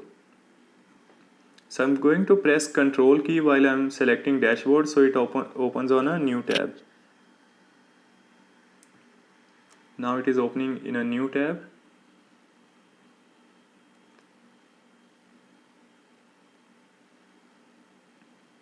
Okay, now here I'm going to select add new panel.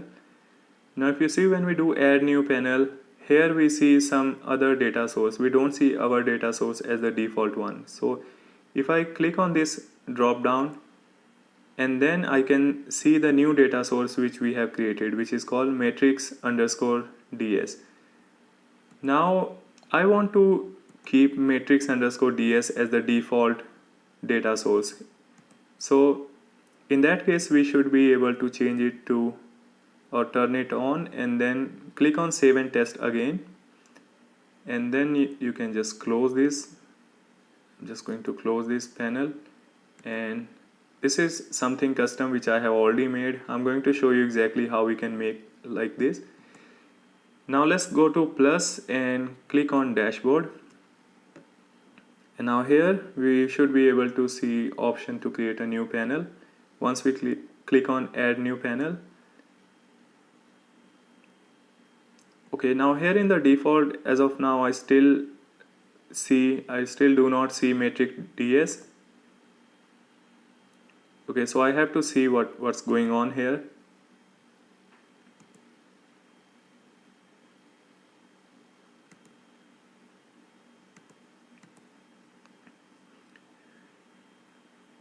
So now we can click on plus, and now we can go on to create a new dashboard. So I'm going to click on plus, then I'm going to click on dashboard while I'm holding the control key. So what it will do is, it is going to open this in a new tab, or otherwise you can also right click and then you can click on open link in new tab. So once you do that, now you should be able to see an option to create a new panel. So click on add new panel, and in the add new panel you should have an option of query, and under the query you should be able to see some data sources, and if you click on the drop down you should be able to see the data source which you have created. In this case we have created matrix_ds, so I'm going to select this, and then this is the option which I get. Okay, so by default from the matrix data source it has selected one table name which is called alert. Okay, so whatever you see after from is your table name. So we don't want alert table. The table which we have is, you already know, that is called matrix. So if you click on alert, okay, just left click on alert, and here you will have an option to type matrix. Okay, once you start typing couple of the letters of your table, then the table is going to be shown here, and you can select the table. So in this case I'm going to select matrix. That's the table which we have. And the second thing which we need to do is we need to select a column which is having a date time. Okay, so one thing which you need to remember about Grafana is Grafana basically deals with a time series kind of data sources, okay, which is also called telemetry data sources. So basically all your data source must have a column which is having a date and time. Okay, so in my case I already have a table which is having a column which is having date time basically. Okay, so that column name is called dt. So in that case, if I click here, by default it is showing a column name which is called CPU. Okay, so here you can see we also have a column named CPU, but this is not the one which is having date time. Date time is in the dt column.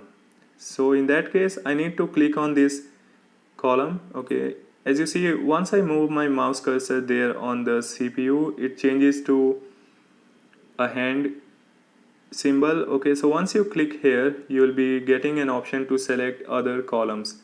Okay, so these are the other columns of my matrix table. So in this case I'm going to select dt. dt is the column which is having date time.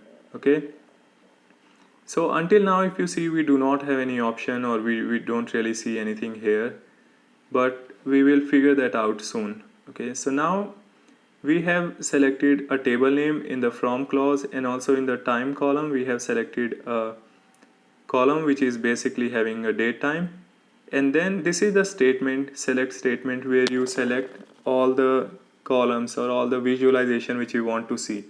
Okay, in this case I want to see maximum CPU utilization, so we have selected, or rather this was the default option which was coming. But if you want to change this column to any other column, you can click on here on the CPU, and then you are going to see all the other available columns.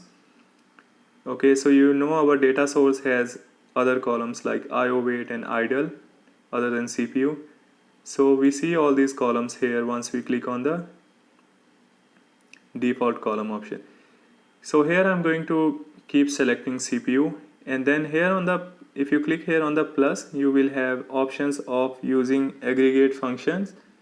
You will have an option of using alias, and you will have an option of selecting more columns. So in this case, first I will click on aggregate functions because I want maximum CPU utilization. Okay, so in that case I'm going to select aggregate function, and then I'm going to select maximum. And once you click on aggregate maximum, you are going to get an alias as well. So this alias by default is the same column name. I'm going to click on this and then going to change it to max underscore CPU. Okay, hit enter, and that's all you need to do here. Now let's say if you want to add one more column. Okay, in that case you can click again on this plus symbol, and then you can click on column, and then it is going to create a new row under this select section. And here you see we have the column name CPU shown by default. Let's say we want to change it to idle, so we can change it to idle. And let's say we want to see the minimum of idle time, so we can change the aggregate function to minimum. And in the alias name we can change it to min underscore idle. Hit enter, and now you have two columns. Okay, and on which you have performing some aggregations. By the way, right now we are working on query editing mode. This is very useful, which I really like to work with this mode. However, if you already have your custom query made, you can use that custom query directly. So we'll learn about that as well. Now the reason as of now you have not seen the data is because of this where filter. Okay, so I'm just going to click here on the macro, and once you click on the macro you should be able to see an option of remove. So I'm just going to click on remove, and then once we do that, once we no longer have any filter, we can see our data. Okay, so by default you see in the group by we have interval, which is actually anything which is starting with a dollar symbol, that is a variable. Okay, so here dollar interval means is whatever interval you are going to select from here. Okay, here you see you have refresh dashboard, and then you have these are the default intervals. So whatever interval you select here, that's the interval which is going to be reflected there. Okay, again if you want to remove this, you can remove this, otherwise you can just leave it as it is. Or let's say you want to change this interval to different intervals, you have an option to do that as well. So in my case I'm just going to leave it as it is, because this is just a sample dashboard which we are creating. Okay, now this dashboard as of now does not have a name. It has a default name which is called panel title. Okay, so you can click here on the panel title, and then you have some other options. But by the way, if you just click here on, if you just see on the right side, you have something called panel properties. Okay, so in case you don't see these panel properties, that is might be because you have already clicked on this close options pane. So if you have clicked on close options pane, in that case you are just going to see something like this, and then you can click on show options, and it is going to show you the panel properties. Now here on the panel properties, under the settings, we can change the panel title. So I'm going to change it and going to call it CPU utilization panel with matrix DS. Okay, that's the data source which we are using. And if you want, you can provide some description. This is completely optional. I'm just going to copy and paste the same thing here. So if you notice, as soon as you provide some description, you are also going to see one eye symbol here on the panel on the top left side. So once I hover over to that section, it is going to show me the description, whatever description is written here. Okay, so it is a good way when you have like 4 or 5 different panels on your dashboard. It is a good approach that you define a description name for each of the panels, so your user can understand what is the purpose of each of the panels. Okay, in this case, let me make it CPU utilization using custom script. Okay, so that's all. Once I hover over here, let me just save it. Okay, so basically it takes some time to refresh, and once you click on here, you are going to see the new message has starting to appear.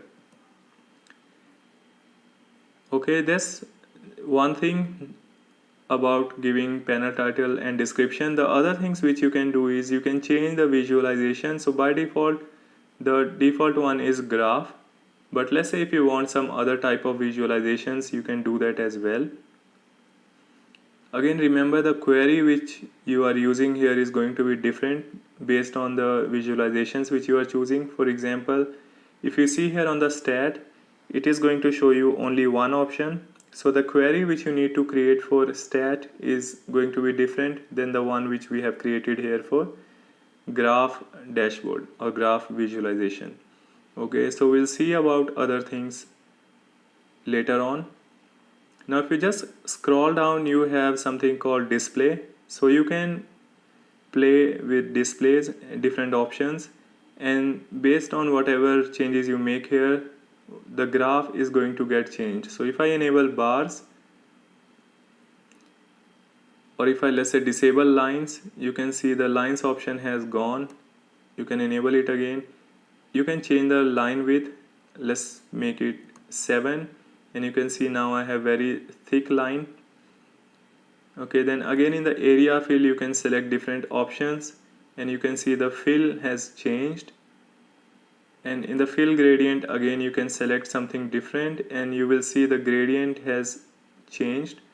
So you have an option to make changes on how you want this panel to look like. Okay, those are all available under the visualization display properties. So if I enable these points, and let's say we change the radius of these points, in this case we don't see any difference, but again depending on the visualizations which we have selected, you are going to see different visualizations when you make changes here. Okay, now we will discuss some different options in our upcoming sessions. For now, you have understood some of the basic things about creating a panel. Okay, so when you create a panel, you need a data source to connect to. So first thing, you should always create a data source. Then you can go ahead creating a dashboard, and inside the dashboard you need to create a panel. Okay, and when you create the panel, you can define the queries here, and you can save the panel with the panel title and the panel description, and then you can hit on save. So once you click on save, it is going to ask for a dashboard name. So I'm going to call it example 01 CPU. Let's call it CPU utilization dashboard, and we can save it under general. Okay, and click on save, and now we have our beautiful dashboard ready. That's only having one panel. Okay, now let's say if I want to have a different panel which is almost similar, and we just want to change that from max CPU to min CPU, minimum CPU. So in that case you can come here onto the title and you can click here on the drop down option, and you have an option of duplicate under the more options. So you can click on duplicate and everything is going to get duplicated. Then you can come here and go to edit, and this way I can just quickly go to the query and I can change this aggregate from max to min. And let's say I don't want this column, then you can click here on the column. Once you do that, it is going to give you an option of remove. So I just got rid of idle. So the only column which I have now is CPU column, and we are now seeing the minimum CPU utilization. And also I'm going to change alias name to min underscore CPU. Hit enter, you can save it, and you need to provide some description about what is the kind of change which you are making. So I'm going to call it adding minimum CPU utilization panel and click on save. That's all, it's been saved. Now you can click here on the go back arrow, or you can press escape. So I'm just going to click here on the go back, and now we have two panels ready. Again, if you want to resize or if you want to rearrange, you can do that. Okay, so if you want to, let's say you want to make it a bit longer, you can do that. If you want to show it just parallel to each other, you can do it, or if you want to show it under each other, you can do that as well. So that's about creating a dashboard and also being able to visualize that. Now by default this is going to be refreshed whenever you hit refresh dashboard option from here. And let's say you want this dashboard to be auto refreshing every 30 seconds. In that case you can click here on the drop down which is next to refresh, and you can select the interval. In this case, let's say we want this dashboard to be changing or refreshing automatically every 30 seconds, so we can select 30 seconds. Okay, so now every 30 seconds this data will keep on changing and you will always see the latest visualization.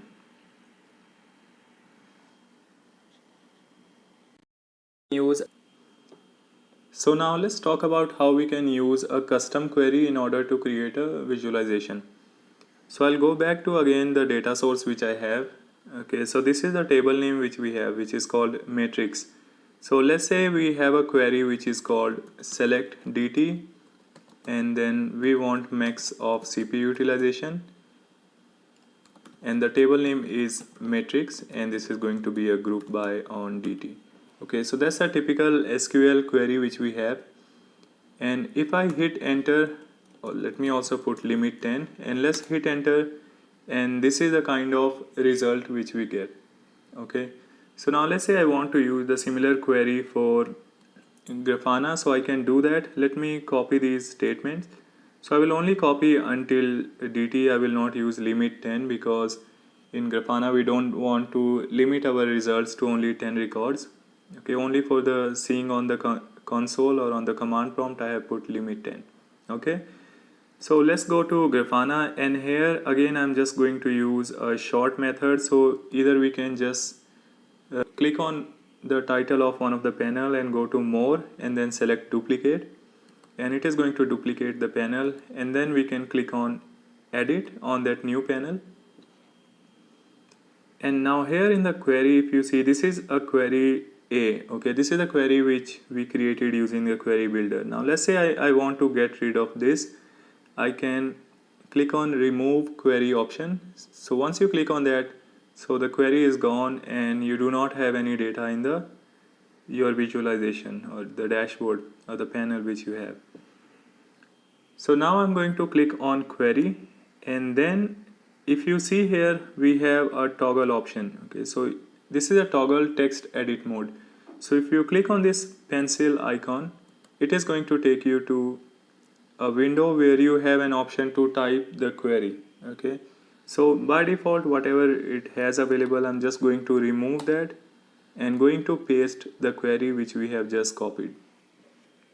Okay, now one thing here is, if right now if I hit enter or basically I try to save it, it's going to give us error. Okay, the error here is, as you can see here, the error here saying is that there is no column found which is called time or time underscore sec. So whenever you are working with Grafana, you need to have a one column which is having date time, and that column should be called time, okay, or time sec. So now we do have a column which is having date time, and that column is called dt. Now I'm going to create an alias for this column name, and I'm going to call it time. Okay, so once we do that, this error should be gone. Okay, so again it takes some time for this to refresh, or otherwise you can click on save, added a panel with custom queries. So that's what I have given an annotation, and this is just some description. So when admin is seeing, he'll be able to see what is that annotation you have given. So more about this later on. So for now, just give some comment and save it. And now here, if you see, we already have the results based on our custom query. Now let's say other than max CPU, you also wanted minimum CPU. Okay, so we can do that by adding one new column which is called min CPU. Okay, again it's going to take some time before you see it, or you can hit on refresh. You can see on background it is already trying to refresh, and you can see one refresh icon here. Okay, so now this is the data we have. We have the data for minimum and max CPU utilization.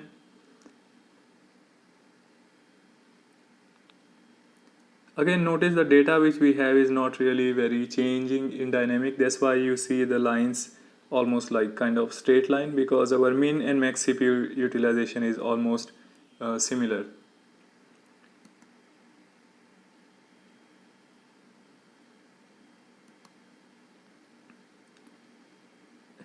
Now here if you come down on the panel, you see legends. So here you see max CPU and min CPU. These are the default name which has been given to these columns. You can change it by using alias again. So I'm going to call it max underscore CPU, and the next one I'm going to call it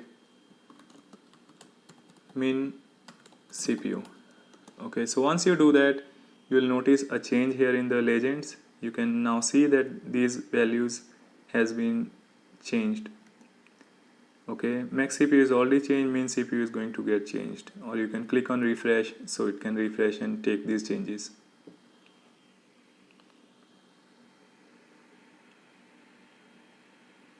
Okay, so now you can see it has been changed. So that's how you use a custom query in order to create a visualization. Since we already have InfluxDB and Telegraph set up, now we can go ahead and create a new data source. So for that I'm going to go to configure and then going to select data sources, and under this we need to select add new data source, and here we need to select InfluxDB. So once we do that, first thing I'm going to change the name. I'm going to change it to InfluxDB underscore demo, and then in the URL we need to provide the IP address on which InfluxDB is installed, and the default port on which you can access InfluxDB is 8086. So I'm going to type HTTP and 10.128.0.4. This is the IP address on which we have InfluxDB installed, and the port on which it is running is 8086. And now in the database, so whenever Telegraph sends data to InfluxDB, it also creates a default database which is called Telegraph. So here you need to type Telegraph, and in our case we do not have any username and password set up, so we can just leave it blank. Now we can click on save and test, and if everything is okay, it should be able to connect successfully. So as you can see, in our case it is able to successfully connect. However, in case you have Grafana and InfluxDB installed on a separate machine, in that case you need to make sure from Grafana to InfluxDB port 8086 is open. If there is no port connectivity between Grafana and InfluxDB, in that case it is not going to work for you and you may get some error. Okay, so once this is done, now we can go on to click on create dashboard, and then we can add a new panel. And here in the query, by default you see some default data source. So I'm going to change it to InfluxDB demo. This is the one which we have created. And now here whatever you see, this is going to be slightly different than MySQL data source.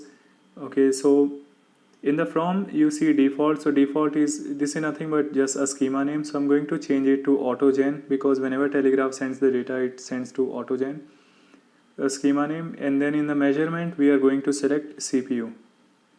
So you see all this CPU, disk IO, kernel, mem. So there are so many metrics which has been by default collected by Telegraph, and it is sending all this data to InfluxDB. So I'm selecting CPU, and then in the where clause, if you have any condition, you can give that in. I'm not going to give any condition in the where clause. And now let's move on to select clause. So this is the clause where you need to provide the column names. So here I'm going to click on a field, and here I'm going to provide, let's give usage user. So this is the CPU usage by users. And then here we can just keep on selecting mean. Now you saw as soon as we selected usage user, we could already see there is some data which has started to show up.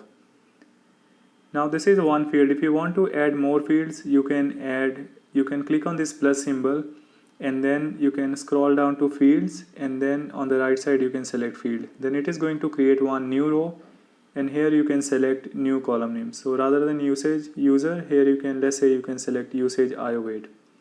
Now you will see there are two items available here. Now by default you see there is no segregation of 3 servers. If you remember, we have installed it on 3 servers. Okay, so let's say if you want to see all these details for each server one by one, in that case you can do a group by. So in the group by you need to select on plus, and then here you need to select on tag host. Tag host is basically the host names, different host names. So now you can see we have 3 host names. We have a host name which is called ITPanther03, then we have another host name which is called ITPanther03, then we have another host name which is called ITPanther04. So these are the 3 servers on which we had Telegraph installed, and now you can see we already started getting the data from all the 3 servers.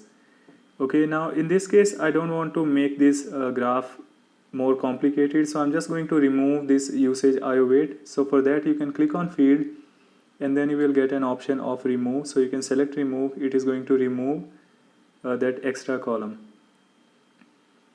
Okay, so now we see we only have a mean CPU usage. Okay, so mean is basically average. Okay, so this is the average CPU utilization from all the 3 servers. Now one thing if you say here is duration is pretty large, so we have data from 14:30 to 20, so that's almost 6 hours. Now I'm going to change that from here in the time filter, and let's say we want data only from last 15 minutes, so we can select last 15 minutes, and then you can see now our data has been changed.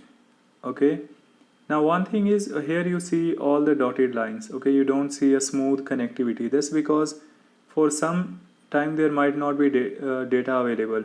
Okay, so in that case if you right click here on the panel side and scroll down, you will see something called null values. So if you select null values to be connected, in that case you are going to see a smooth line connecting to each other. Okay, so that's what we want, so that's why I have changed null values to connected. And now one more thing if you notice which is weird is here you see you have CPU mean, which is the name of the function, also being shown here.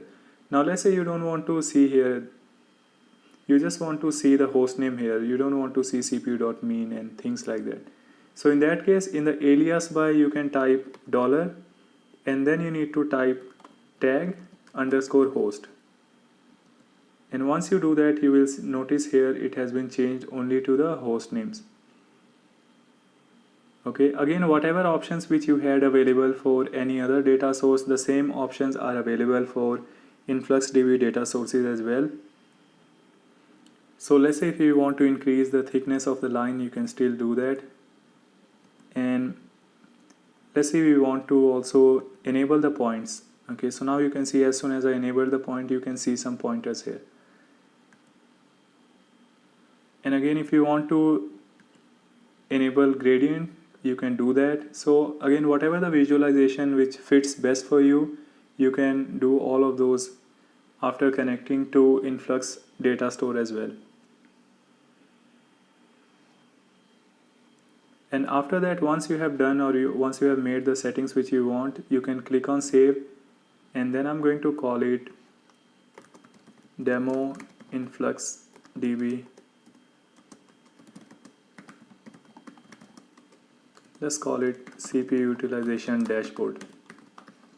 Okay, now you can click on save, and then this is going to be saved. So you can see very quickly we have installed InfluxDB, Telegraph, and also we have started getting all the utilization related data, and we have set up our first dashboard on using InfluxDB.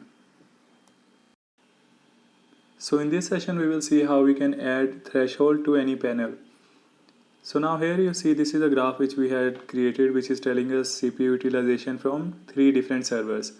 So I'm just going to duplicate this panel. So for that you click on the title, and then you are going to get option of more. From there you select on duplicate.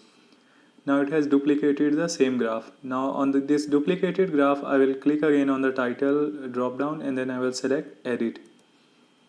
So once you go to edit, you will see on the right side we have panel properties. So here you can scroll down and reach to threshold.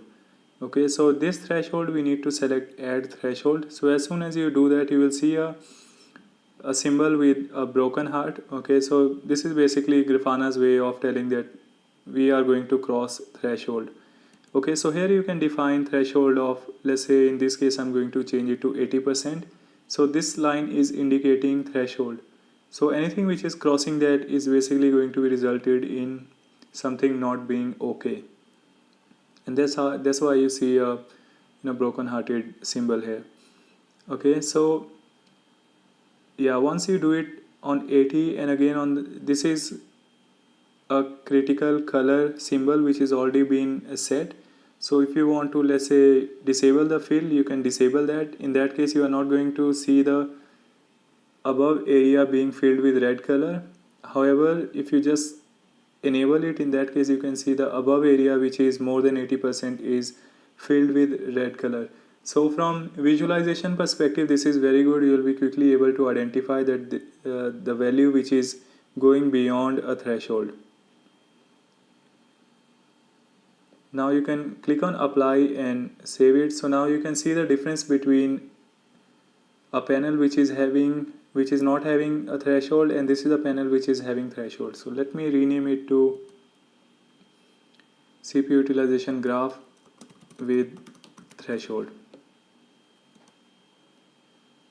Okay, and now we are going to create a couple of more indicator which can give us single value output. Okay, so in that case let's again duplicate this CPU utilization graph, and then I'm going to move it here on the first quadrant, and here we are now going to edit it. And now I will be changing the visualization from graph to, either you can change it to gauge or you can change it to stat. So let's see how it looks like. So if I click on stat, this is the kind of output which I'm going to get. Okay, and if you click on gauge, you have kind of gauge meter, and you can decide what is going to be good value, what is going to be amber value, and what is going to be red value in your case. Okay, so let's select gauge, and then we can go on to field, and in the field here you can define the threshold. Okay, so let's say I say from base until, let's make it 50.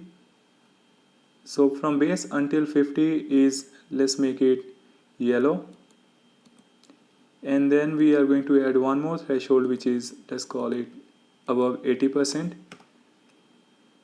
So anything which is going to cross 80%, we are going to mark it as red. Okay, so that's how this is going to look like. Now again we can change the size of this, and also in this case, let's say we want to get rid of this title, we don't want to have this title name. So I'm just going to remove this because visually it's going to look better. Okay, so now you can see we have something like a single indicator which is giving us an indication about what is the health or CPU utilization health of each of these servers. And here also you can see the trend line. Now let's duplicate this and we can then select stats, and let's see how that looks like. Okay, so I'm going to select stat, and that's how it is going to look like. In the field also, the threshold whatever we had duplicated is available here. So if you want to play around and if you want to change the values, you can do that. In this case, this seems to be okay, and we can just click on apply, and this is another type of panel which we have created. Okay, again, it depends what kind of visualization you want to achieve, and based on that you can select the required graph. In this session we will learn how we can set up alerts in Grafana. So alerts are very useful way of notifying users if there is something goes wrong. So you can actually trigger emails if, let's say, CPU utilization is going very high, or let's say free RAM utilization is decreasing continuously. It means that your system is being occupied and there is very less memory is available in order to process anything else. So these are some of the scenarios on which you may want alerts to be sent. Now, as you can see here, I have a dashboard which is talking about RAM utilization, and then I have a dashboard which is talking about CPU utilization. Okay, and now here, if you notice, we have a yellow line and then we have a red line. Okay, so how this is happening is, this is the point at which it started noticing that yes, the RAM utilization is now has reached to the critical threshold, and now from here on it is going to be continuously checking RAM utilization up to the specified time which we have defined while configuring alerts. And once it reaches that threshold, it is going to create an alert. So at this point of time, it is going to send an email or any other alerting mechanism which you have configured. And then here on the right side we have critical alerts. So this is basically alerts dashboard. This is Grafana alerts visualization.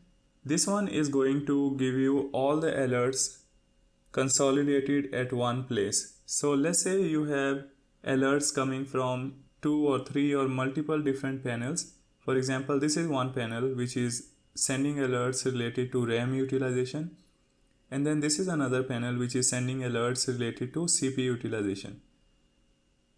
And then this is one dashboard, okay, which is called demo InfluxDB CPU utilization dashboard. Similarly, you can have hundreds of different dashboards which is sending alerts, and if you want to see all of those alerts at a single place, in that case you need something called alerts dashboard, and this is a dashboard which is basically going to show you all the critical alerts in a single window. Okay, so enough of theory. Let's now start seeing how we can implement this. Now, in order to implement this, first thing which we should be doing is we should be going to alerts and checking about notification channels. Okay, so let me save this dashboard which I have already created, and then I will show you how we can create all of these dashboards again. Now I'm going to alert, and then I'm going to notification channels, and in the notification channels, if you see, I have created a notification channel which is, I have given a name of ops team, which is operations team, and the type of alerts is email. Okay, now let's see what are the other types of alerts available here.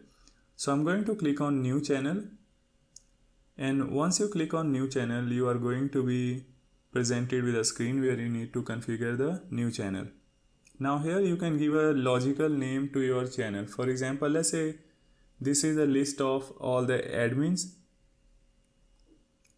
then in that case you can give admin at whatever your email ID is basically, or whatever the group distribution list is. So in this case, let's say I'm going to call it admin at itpanther.com.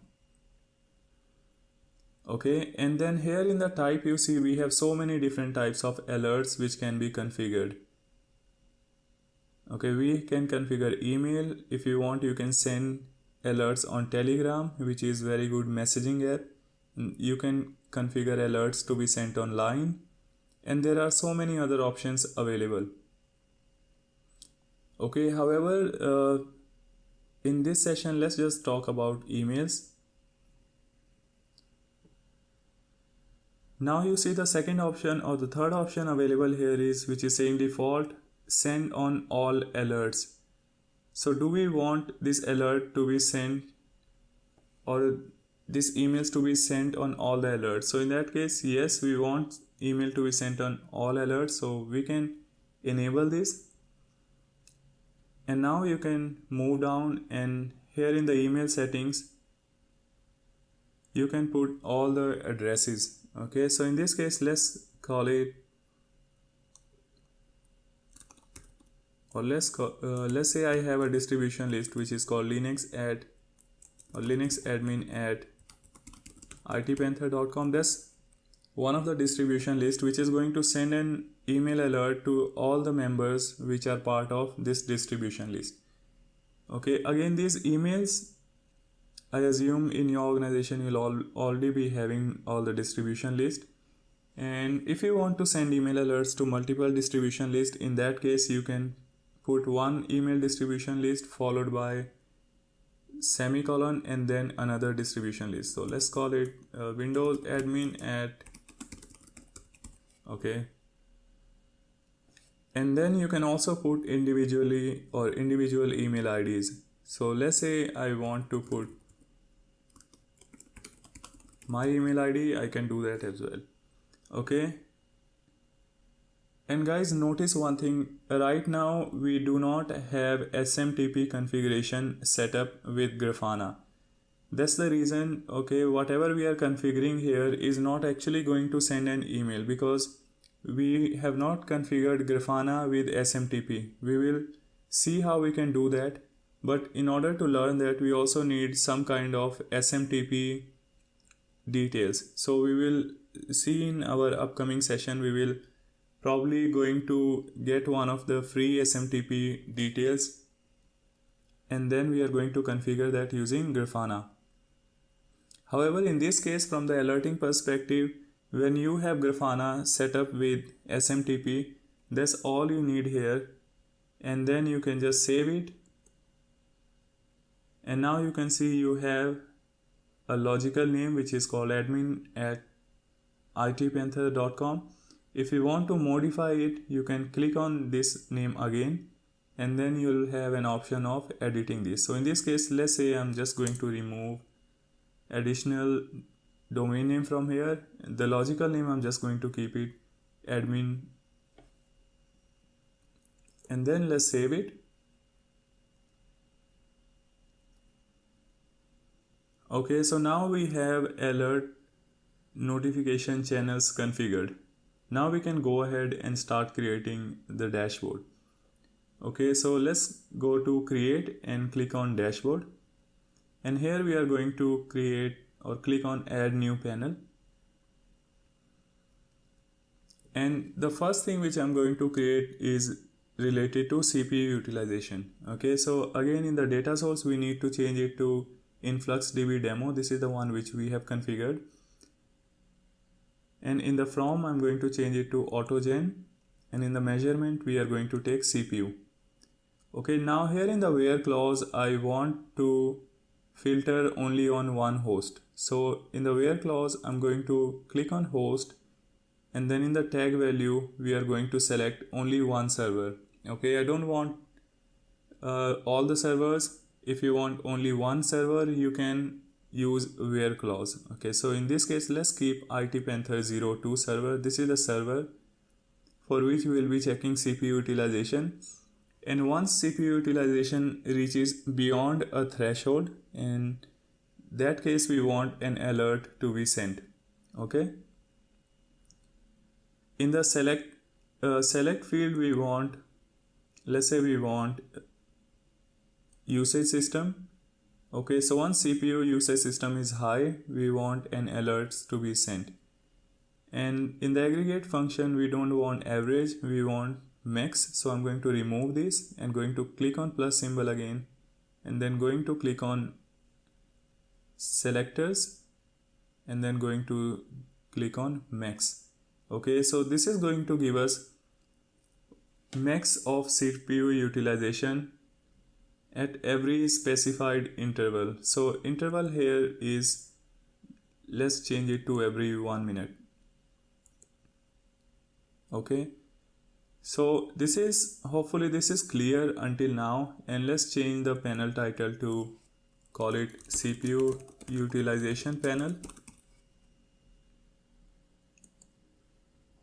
Okay, now if you remember, whatever we configured here, this query has a name, a logical name. This is called query A.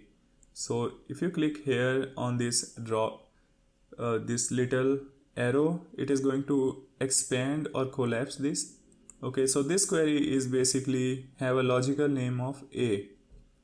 The reason why I'm telling you this, that when now we are going to configure alerts, and in the alerts we are going to refer this query with its name, which is called A.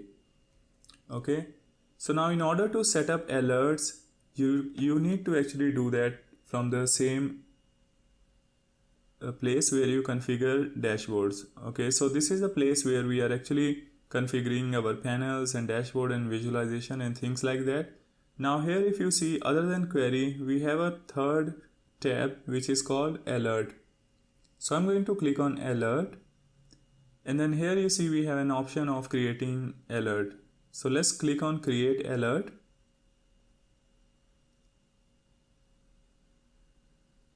Okay, and now it has picked up a name of whatever the panel name was, which is CPU utilization panel, and it has given, or it has postfixed alert in the end. But if you don't like this name or you want to change this name, you can do that as well. So now in the ruling engine, what it is saying is that this alert is going to be evaluated every 1 minute, and it is going to be evaluated for 5 minutes. Okay, and what it is going to do is, this is a condition which is specifying what is the threshold condition. So let's say in the threshold condition I am saying whenever max of CPU utilization. Okay, so here you see in the query we have A. This A is the one which we configured here. So in the A we are specifying the maximum CPU utilization. So what this means is, in the current scenario what it means is when average of CPU utilization for last 5 minutes going above certain threshold, then we want an alerts to be sent. However, in this case we will make some changes. So in the, rather than average, I'm going to change it to max, and here I'm not going to make any changes. I'm just going to leave it as it is. Okay, or we can probably change it to, let's change it 2 minutes. Okay, so in the threshold I'm going to change it to, let's say 40. Okay, so whenever CPU utilization is going to reach more than 40%, and it is going to reach or stay continuously more than 40%, in that case we are going to get alert, and that continuation has to be for 5 minutes. Okay, so whenever it reaches more than 40% for the first time, in that case it is going to create an alert with a status of pending. Okay, so here you can read that when you click here on this information symbol, you can see here, so whenever this alert is going to reach a certain threshold for the first time, then that time Grafana is going to create an alert and going to keep that in pending status. And once that threshold is going to stay in that situation for a certain amount of time which is configured here. So in this case it is 5 minutes. So when we have a threshold reaching around or going above the threshold for 5 minutes, in that case that pending status is going to be changed into alerting status, and that's the time when Grafana is going to trigger all the emails. Okay, or if you have any other channels configured like sending notification to telegrams or line, so all those action is going to be triggered then. Now in this case I will also reduce this to 2 minutes because we don't want to wait longer. Okay, and now if you scroll down we have notifications. So these are the channel names which we had configured. So if you remember, I had already configured ops team and then we had also configured admin. So that's why we see all of these channels here. Okay, now I'm going to save it. Okay, so you can click on save and you can give a dashboard name. So let's call it demo alert. And I'm going to keep it in general folder. If you want to change it to any other folder, you can do that. So in this case, I'm just going to keep it in general folder and click on save. And here now you can see our first panel, which is showing a CPU utilization, but right now CPU utilization has not reached above a threshold. That's why we don't see anything as of now. Okay, now before I go on and increase some of the load on this server, I will also want to show you one more panel which is alert list. Okay, so I'm going to select alert list panel and then we can click on apply. So right now you saw as soon as I clicked on alert list, we started to get alert, or basically we started seeing all the alerts from different dashboards as well. So that's basically the functionality of alerts panel. It is going to show you all the alerts at one place. And if there is no alerts, it is just going to be blank. Let me change the title to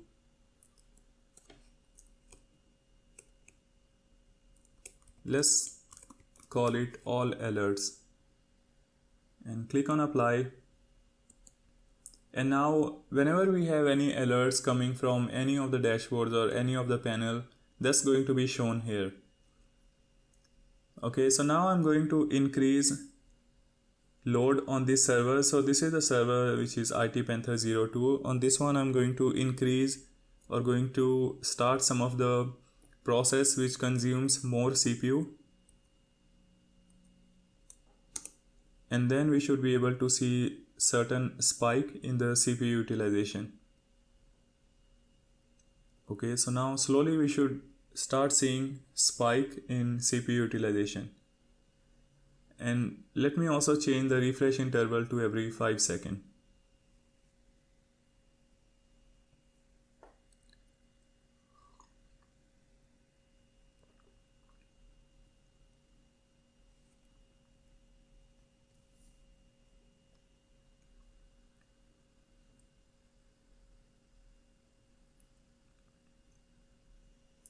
And let's make it last 15 minutes. Okay, so now you can see we already started getting, the CPU utilization has shoot up and we already started getting one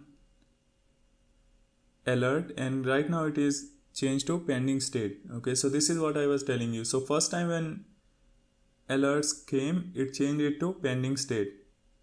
And also this is kind of annotation which is available. So now let's say if you want to, when you hover your mouse cursor to this arrow, it is going to show you what was the CPU utilization at that point of time. So this is the starting point of time. At this time, the alert status is shown as pending.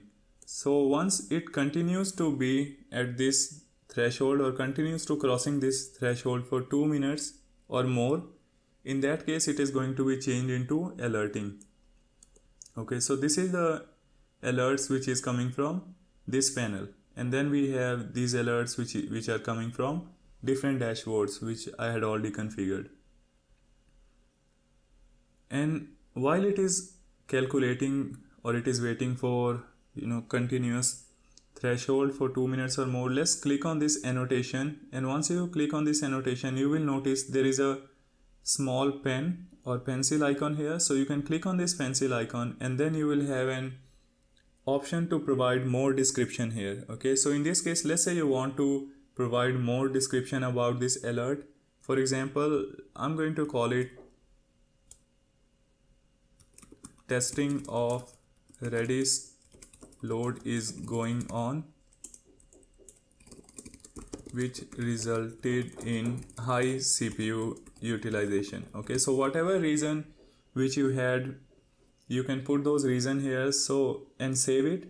So next time when someone is going to see that, or when someone is going to hover over that alert, in that case it is going to show them this remarks.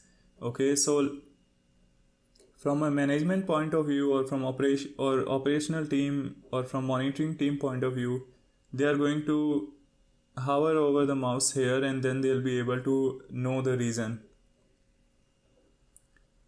Now you see, after the 2 minutes interval we have got another alert which is in red color, and also here the CPU utilization panel alert has changed to alerting. Okay, so this is the time when all the emails should have started triggered and you would have got email in your email box. Okay, now as soon as this alert, or whenever CPU utilization goes down, it is going to change it to green again. So I will show you by killing this process. So whatever process I was running which increased the load, I have just killed that process, and now CPU utilization should start to go down. So let's notice that, and in the meantime we can also put remarks in this annotation, and I'm going to call it Redis load test is still going on. It is going to finish in a couple of minutes. Okay, so that's it. And now when someone is moving their mouse cursor around these annotation, they should be able to see all the remarks which we have set up here. Now you see CPU utilization has already started going down, or it has started going less than 40%.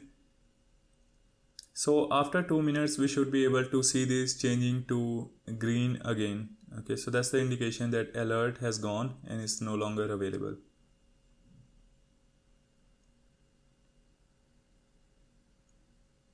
So typically what you do is you have one alert panel which is like going to be on top of any other graph, or you have alert window which is like the focus point for the monitoring team.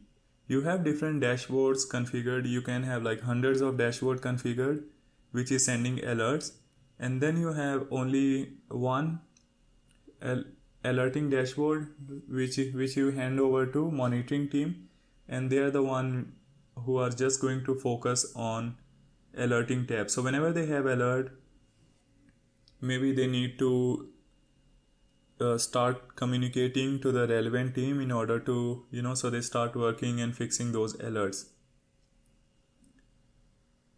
And one more thing here is, if you click on add panel, you will see something called convert to row. Okay, so once you do convert to row, you will have an option of moving all of whatever the panels available here to a kind of expandable and collapsible row. So I'm going to click on convert to row, and now you see we have this something called row title. So I'm going to click on settings and going to change the name from row titles to, let's call it high level or let's just call it dashboard 01. Click on update. Now you see dashboard 01 here, and also you see this arrow. So if you click here, it is going to collapse everything, and if you click here again, it is going to expand everything. So you can have like many number of panels created here, and then you can arrange them in row panels. So if somebody wants to focus only on a particular row panel, they can go there and click, and they'll be able to see more details of that row panel.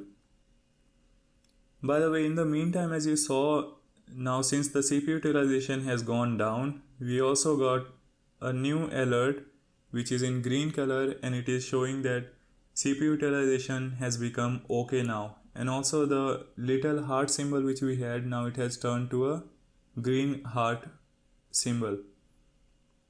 So that's how you handle alerts in Grafana.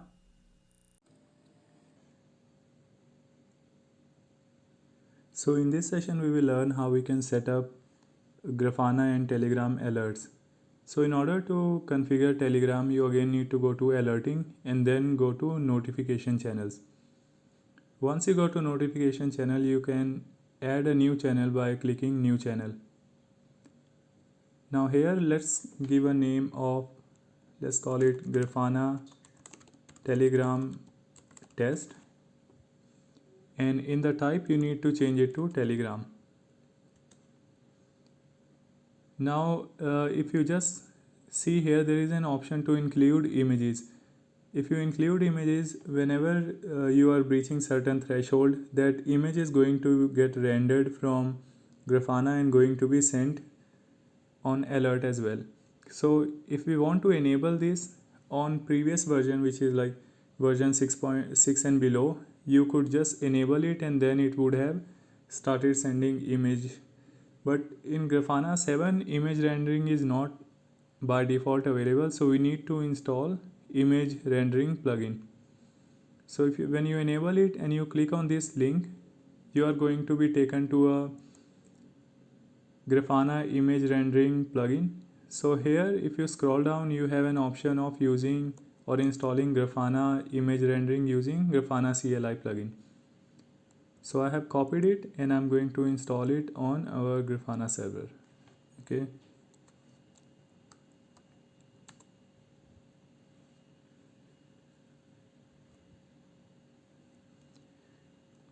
Okay, we need sudo access in this case because we are not logged in as a root user. So either I can switch to root user by doing sudo space su space hyphen, or second approach is, I'm just going to delete this. Second approach is you can use sudo in the beginning and then you can copy paste same command again. Okay, so I have put sudo in the beginning and rest of the command is same. Hit enter and then it should be able to install this plugin.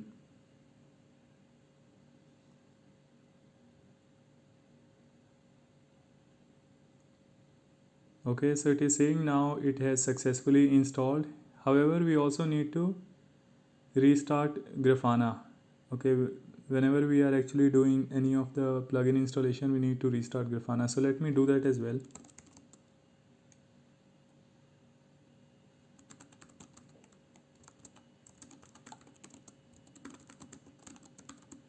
So there are two approaches. Either you can use systemctl or you can use the command which is given here. So in this case, I'm just going to use this command which I have typed, hit enter, and then you should be able to restart Grafana. Now you can check the status again by changing restart to status, hit enter, and if Grafana is in active status, it means everything is okay. Now you can go back to Grafana screen again and refresh.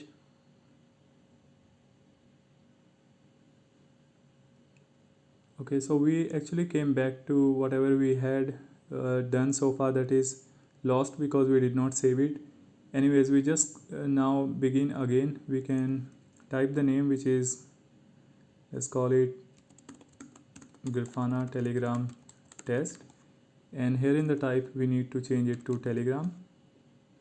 And now in the include image, you see now it has been turned on and we don't get any warning, which means Now whatever plugin we had installed is successfully working. Now this is the important things here. If you see in Telegram API settings, we need to provide bot API token, and also we need to provide chat ID. So what are these two things and how we will get it? So for that we need to log in into Telegram. So I am logged into Telegram using web interface, but you can log into your mobile as well. And then you need to search for, there is something called bot father. Okay, so you need to search for bot father, and using this bot father you will be able to create your own bot. Okay, so I have already followed these steps. I'll show you what we need to do. So we need to go to bot father, and then as soon as you go to bot father you need to type /start. Once you do that, bot father is going to give you some list of available options. Okay, here you can see we have got automatic reply from bot father with so many options. So now we want to create a new bot, so you can click on new bot, and once you click on new bot, your response is going to be sent something like this /new bot, and then again bot father will reply, and it is going to ask you what is the name you want to give to this new bot which you are creating. So in this case we are giving it a name of Grafana admin, and again then bot father is going to ask you what is the username you want to give to this bot. So username also we need to postfix_bot. So in this case I have just used the same name, and I have just used _bot. So our bot username is Grafana admin_bot, and after that you will get congratulations message along with the token. Okay, this token is very important, and this is the token which we need to provide in. So this is the token which we need to provide when you are configuring, or when you are integrating basically Telegram with Grafana. So I am copying it, and I am going to use it here. Okay, and now in the chat ID we need to provide the chat ID. Or now let's say if you want to send all the alerts to one of the groups, okay, in that case you need to create a group first. Let's say you already have any group created. In that case you can add your bot which is having user ID of Grafana admin_bot to that group, and then whenever Grafana is sending alert to that bot, it is going to go in that group. Okay, so I'll show you how we can do that. I'm going to create a group, and let's add Grafana admin_bot in this group, and let's give this group name, let's call it Grafana Ops Telegram group.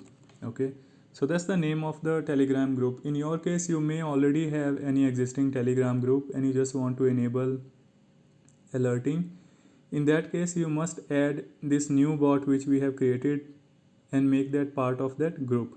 Okay, so let's click on create group, and now we can see group is created. In this group if you see we have two members. Okay, one is Grafana admin. So this member is very important. If you do not have Grafana admin_bot, or basically whatever bot you created, that should be part of the group. So once you do that, now you need chat ID, right? You saw here we need to provide chat ID. So to provide chat ID, there is basically something called an API. Okay, this is the URL of that API, and in the end if you see we have get updates. So what it does is, whatever your bot's token ID, you need to provide that token ID here, and then you need to basically use this complete URL and just replace this token ID with your token ID and hit enter, and then you are going to get all the response here.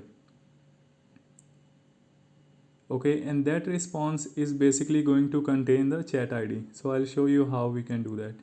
So once you add a new member to the group, okay, once you add bot to the existing group, you also need to send some dummy message. So I'm just going to say hi, and let's send this message to this Grafana bot basically. Hit enter, Okay, and now I have already copy pasted this token. Okay, and I have already pasted this token here on this URL, and after that I'm going to hit enter. And now you see whatever group we had created, which is called Grafana ops underscore telegram underscore group. Okay, this is the message, or basically this is the group name. Okay, now here you see something beginning with ID. So this is the ID which is chat, which is basically chat ID which we need to provide. So I'm just zooming it a bit, and this is the response which we have received from get updates API, and this is the chat ID which we need to copy and paste here in the chat ID. Now once you do that, now you can click on send test in order to see whether it is working properly or not. And let's go back to Telegram group again, which we had created. Okay, so the group name is Grafana ops underscore telegram underscore group. So right now you see we do not have any alerts from Grafana. I'm now going to test here by clicking on send test, and now you see it is saying test notification is sent. We see the green signal. Let's go to our Telegram group again, and here you can see we have received an alert. Okay, so now whenever we are setting up any alert on any dashboard, we can use this name, which is Grafana Telegram test. Okay, so let's save this configuration is fine. Let's save this, and then let's create, or let's go to one of the existing dashboards. So in this case, let's go to demo alerts dashboard. Now if you remember, previously we had created a panel which is having alert, and whenever basically CPU utilization is going to get high, this is going to send an alert. However, previously in the alerts we had just added email alerts, we hadn't added Telegram alerts. So in this case I'm just going to click on this title and going to edit this, and then we'll go to alerts, and then I will add Telegram alert as well. So if you remember the name for that channel which we had configured, that is called Grafana Telegram test. So I have added that, and now we can click on apply.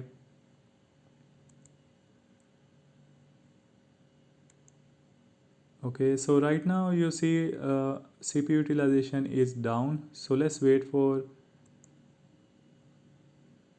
few more seconds, and then I'm going to run some workload which is going to basically create a spike in the CPU utilization.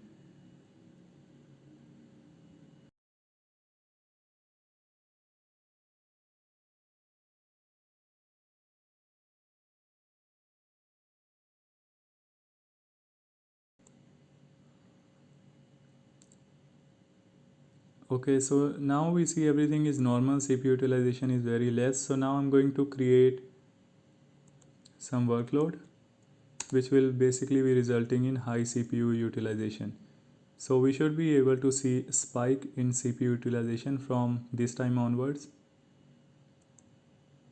And once it reaches above that threshold, first time we are again going to see that yellow line, which is kind of indication that value has reached beyond threshold. And once the same situation continues for 2 minutes, because we have set up 2 minutes in our alert query. I just want to show you again. So here in the alerts you can see we had put it 2 minutes. So once the same situation continues for 2 minutes, then in that case it is going to create a new line with red, something like which has previously been done. Okay, and this is the time when you see the red line, this is the time when actually the alerts get triggered. So that's the time when we should be able to see a new message arriving in this group, Telegram group.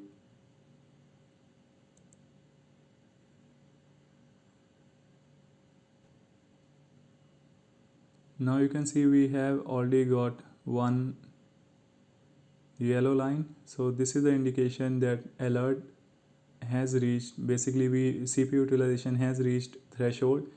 And the first alert, as I told you, gets created with a pending status. So here you can see the status is showing as pending, and once we have this continuing for 2 minutes, then in that case it is going to change from pending to alerting, and that's the time when we'll be seeing a new message arriving here. So right now if you see, we do not have any new message in this group because status is still showing as pending. So let's wait until it changes to alerting, and then we are going to go back to Telegram group and see what is the kind of alerting which we have received. Alright, so now we can see we have a new line appearing in red color, and also status has changed to alerting. So I'm going to go to Grafana group, and now you can see we have received a new alert here on our Telegram group. Plugins. So in this session we will discuss about plugins, and we are going to understand what are the different types of plugins available and what are the different methods of installing plugins. Okay, so now to begin with plugin, first thing I'm just going to click on add panel, and then I'm going to go to add new panel. And here if you notice on the visualizations, we have around 10 to 12 visualizations available. Okay, and we do not see many other visualization types such as, let's say, pie chart. Okay, so let's say if you have a requirement to make visualizations using pie chart or any other visualization which you do not see here, then you can search those plugins, because most of the charts or visualizations are already created by community and it is available on Grafana plugins market store. So I'm just going to go back, and we don't really need to save it. So now if you go to configuration, you have an option of plugins. So here I'm going to click on plugins, and this is asking whether we want to save the current dashboard. I just want to discard it. We don't need to save anything. Yeah, so here you see list of plugins which we already have available. Okay, and now let's say if you want to add a new plugin, in that case you can click here which is showing find more plugins on grafana.com. So I'm going to click here, and once you have internet, it is going to take you to this tab. Okay, basically this is the page from where you can see all the Grafana plugins. Okay, I'm just going to go back. I will open it in a new tab. So we have Grafana opened in one tab. So I'm just going to right click here and going to select open link in new tab. Okay, now here one thing you will notice, there are so many plugins. There is plugins available almost for all the needs. However, one important thing to notice here is you will see most of the plugins are marked as open source, and there are some of the plugins which are marked as enterprise. For example, if you see here, Amazon time stream is marked as enterprise, and also if you notice, like App Dynamics is also marked as enterprise. So these are the plugins. If you want these plugins, then you need to basically have an enterprise version of Grafana, because these are the ones which are not available for or not available as an open source. Okay, so in this case, let's say I just want a pie chart panel. So in this case, pie chart, we can see pie chart doesn't have enterprise written over here, so which means it is openly available to use. So I'm going to click on pie chart, and once you do that, you are going to be presented with the screen which is going to be talking about overview of the plugin. So in this we do not have much documentation about this plugin, but you will see for some of the plugins there is very good documentation available, so you can read those before you install any plugins. Okay, so now there is one method of installing Grafana plugin by using Grafana CLI. So in this case we can just simply copy this and we can paste this on the Grafana server, and again we need to be root. So I'm going to type sudo in the beginning. So once I hit enter, this is going to get installed. Okay, so that's one way, and this will only work if you have internet connected on the server. Okay, so wherever server you want to install this plugin, you must have internet available, because what this is going to do is this is going to go to that Grafana plugin store and going to download this plugin and then install it for you.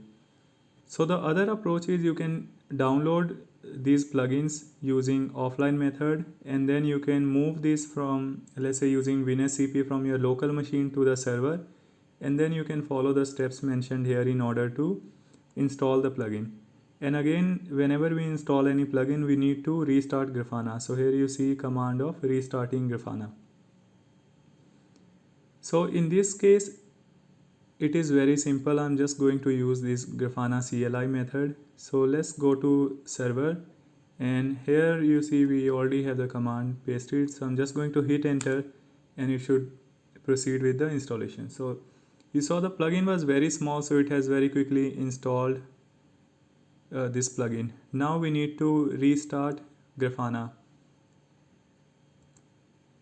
So this is the command which I'm going to use in order to restart Grafana. Again, we need to run it as a root user, so I didn't run it as a root user. That's why it was asking for password.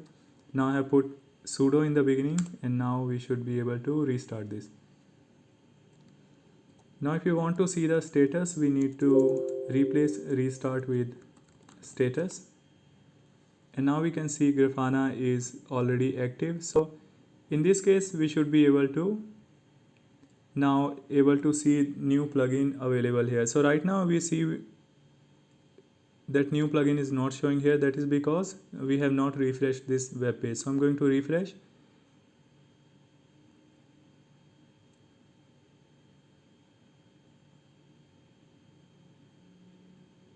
And now you can see this pie chart is available.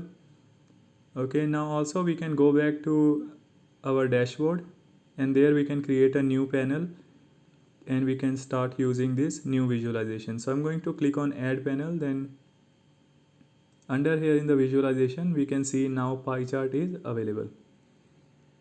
Okay, so let's create a quick visualization using pie chart. So in this case, again, I'm going to use our InfluxDB data store, and I want to see CPU utilization.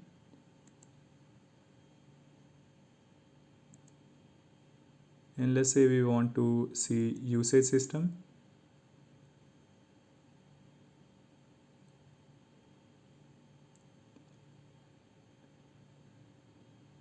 Okay, so right now you see we have only one item. That's because we have not grouped by on any of the items. So if we group by based on CPU or based on host, then we will see the data changing here.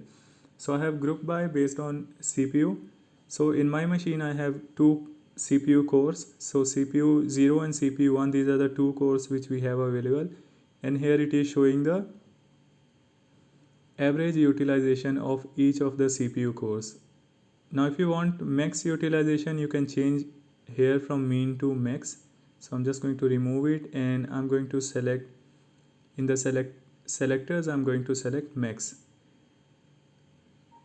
Again, as you remember, if you want to change here, if you just want to see the CPU number rather than seeing this complete function, so you can again use tag underscore CPU, and it should be able to show you now only the CPUs. Guys, one thing you should be aware of whenever you install any plugin, just make sure you read about that plugin carefully, and that whatever plugin you are going to install, especially if you are installing on a production system, just make sure that is authenticated plugin, and it is going to work in your environment. If possible, test it in your test environment before installing it directly in a production environment. In this session, we will learn how we can create users in Grafana, and also we'll be discussing about what are the various roles you can provide to users, and based on that roles, what are the things or operations they'll be able to perform in Grafana. So first thing is, if you want to create a user, you must have admin role. If you do not have an admin role, you will not be able to create users in Grafana. So I'm logged in with my default admin user, and then I'm going to go to server admin, and here you can see the option of users. So click on users, and then here you can see a button which is called new user.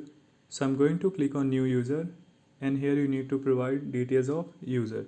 So let's call it Smith, and email I'm going to give smith@itpanther.com,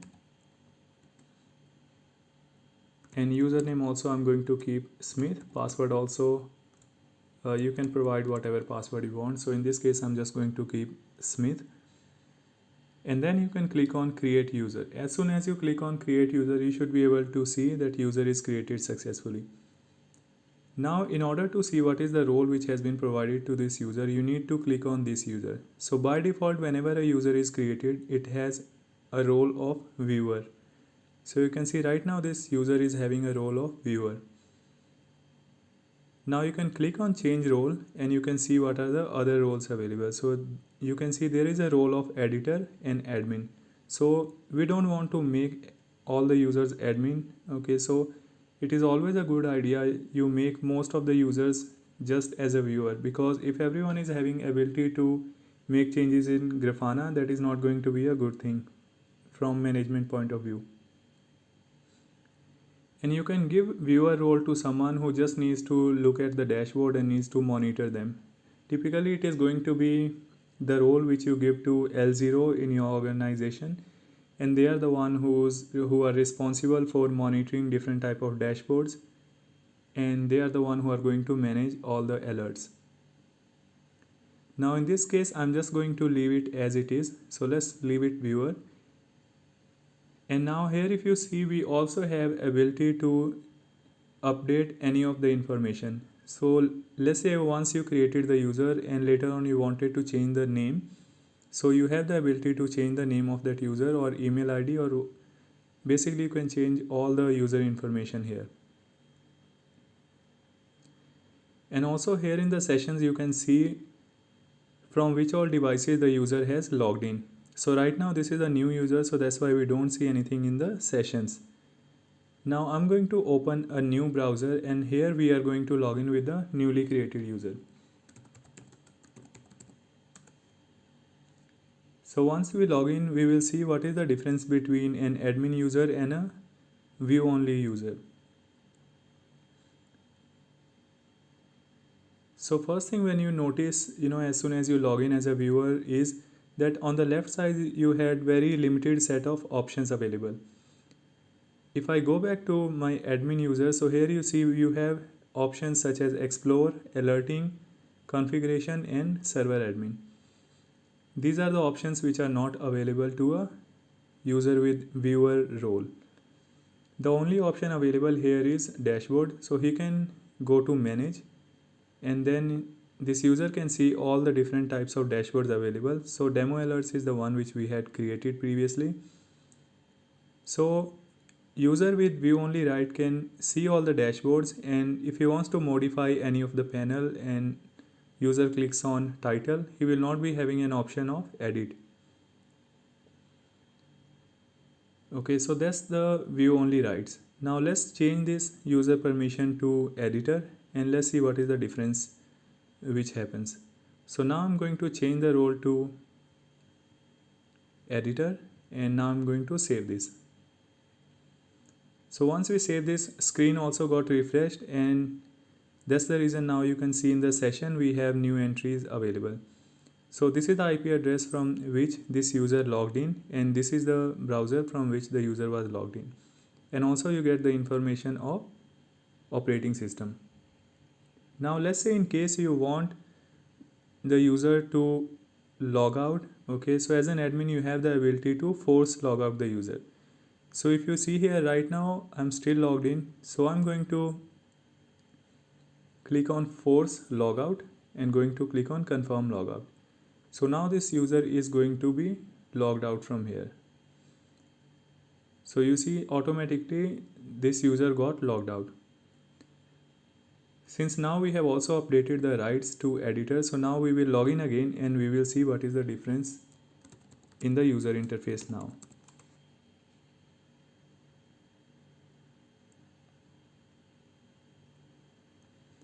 So as the name suggests, as an editor there will be some extra options available which you can now see on the left side. So we have an option of explore, and then there is an option of alerting. And also now if we go to manage dashboards, and let's say we select one of the dashboards which is demo alerts, and now if we click on any of the panel, if we click on the title, we now going to have an option of edit. So a user with an editorial right will be having ability to edit any dashboard, change thresholds, or perform any kind of visualization action. This is the kind of role which you can give to a developer, or basically Grafana visualization developer in your organization. Now again, if I go back to admin console and I refresh the screen, you'll be able to see I'm going to see the information of this user and whatever machine the user is logged in from. So now if the user is logged into multiple devices, you will be able to see all those sessions here. And if you want the user to be logged out from all the devices, then you have ability to click on force logout from all devices. So this is going to make sure that user is logged out from all the devices.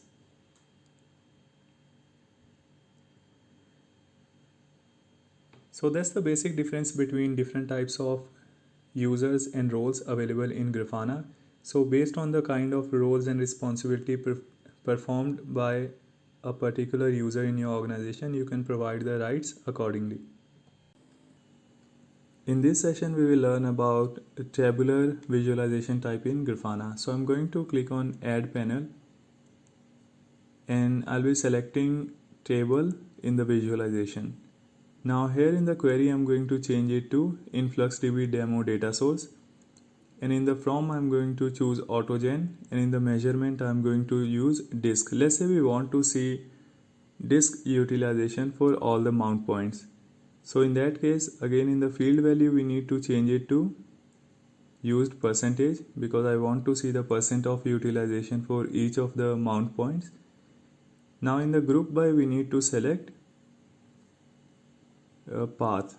Okay, so path will give us each of the mount points. So now you see, as soon as we selected path, we can see a drop down being added here with the option of selecting a path. Now let's say you don't want disk.mean to be shown here, you just want the path. So in that case, you can use alias by field, and here you can use $tag_path. And what this will do is, now you can see here in the drop down, it has been changed to only the available mount points. Now let's say if you had a requirement like this, in that case, this fits okay for you, then you can leave this drop down as it is. That's number one. Okay, and in this case, I'm also going to change the interval. So I'm going to change the interval to, let's say, every 5 minutes. Okay, now however, in my case, let's say I don't want data to be like this. I want both or all the available options here to be shown as a new column. Okay, so with that, what I mean is, I want a column which is having total disk percentage available for slash mount point, and then the other column which is having total disk utilization percentage available for /boot/EFL. So now to do that, you need to click on transform and then scroll down, and here in the add field from calculation, you need to click on select. So once you do that, you will notice whatever options available under this drop down, it is going to be changed into columns. So that's what I want. So I'm going to click on select here. Now you can see we have both the mount points. So slash is a mount point, and then /boot/EFL is another mount point. So I can see the utilization for slash mount point around 1205 was 66%, and utilization for boot EFL was 5.5%, and in total it rounds up to 72% utilization. Now let's see on the right side, you will see an option of field which is next to panel. So once you click on field, you have an option of doing the column alignments. Now whatever alignment you do here, it is going to be reflected on the table level. So with that, what I mean is, let's say I want to change the alignment to center. So once I click on center, you will notice all the value or all the columns has been center aligned. And if I click on right, all the fields are going to be right aligned in this case. Now let's switch it back to center. And now here in the cell display mode, you see we have something like color text, color background, gradient gauge, LCD gauge, and JSON view. Now let's say you select color text. In that case, you see whatever color or whatever you selected basically going to be applied to all the values. Now let's say you don't want to have this behavior. You want to format each column one by one. Okay, so we will see how we do that. Before that, I just want to show you this gradient gauge. So if we click on gradient gauge, now you can see our values for all the fields are showing in a kind of gradient gauge visualization which we had. Okay, now however, let's say we don't want this to be for all the columns. We want gradient gauge only for total column. So I will show you how we can do that. In this case, again, I'm going to change it to auto. And also I don't want center alignment, so I'm just going to change it to auto. And now we need to go to overrides. Okay, so overrides is the option where you will be able to change these things. So I'm going to click on add override. So here you will notice we have an option of filter by field. So I'm going to select filter by field, and here I'm going to select the field. So in this case, let's say I want to select field of total. And now we will click on add override property. And here in the cell display mode, I'm going to select gradient gauge. Okay, and now let's also click on add override property again. And let's add threshold. Okay, so let's say when we have anything going over 70, we want that to be shown into red. So I'm going to change this value to 70. Okay, so now you can see how data has changed here and how the colors and all has changed here. So this is about this total column. Now let's say we want to center align this /boot/EFL column. So in this case, you can add another override, and you can again click on filter by field, and here you can select /boot/EFL. Now here you will be having option of column alignment. So in the column alignment, you can select center, and you will notice that only this column has been affected. And now we can save it, and now you have table visualization ready. So in this session, we are going to discuss about using stat visualization, and we are going to have a bit of deep dive into formatting and some of the different options available with stat visualization. So as you can see here, I have already created a stat visualization, and this is what data looks like. So this is giving me total disk utilization for all the 3 servers and for all the available mount points. So you can see I have server which is called IT Panther 02, IT Panther 03, and IT Panther 04. And also on each of the server I have 2 mount points. So that's why total I get 6 blocks. And also you see we are getting percentage, and below that we are getting kind of spark line. So now let's see how we can create this visualization. So I'm going to click on add panel, and I'm going to add stat visualization. Okay, now here in the data source, I'm going to select InfluxDB demo, and I'm going to change it to disk, and also I'm going to here select total used percentage. Okay, so right now you're seeing we are getting a single value. That's because we have not added group by. So in the group by, now I'm going to add host, and also we want each of the mount points, so I'm also going to add path. So now you can see we have total 6 values, and if you notice here in the name we are getting functions. Okay, so we want to get rid of it, so I'm going to add tag underscore host and also going to add tag underscore path.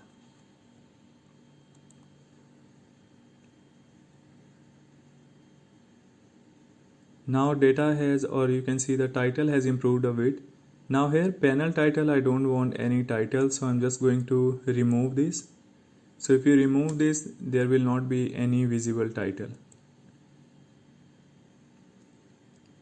And just below that there is an option of transparent. So if you enable transparency, you can see you will not have any kind of border line or grid which was shown when you disable this. So in some of the scenario it looks more visually appealing when you have this turned on. So in this case I think it's going to look better if we have it turned off. We will see both the cases.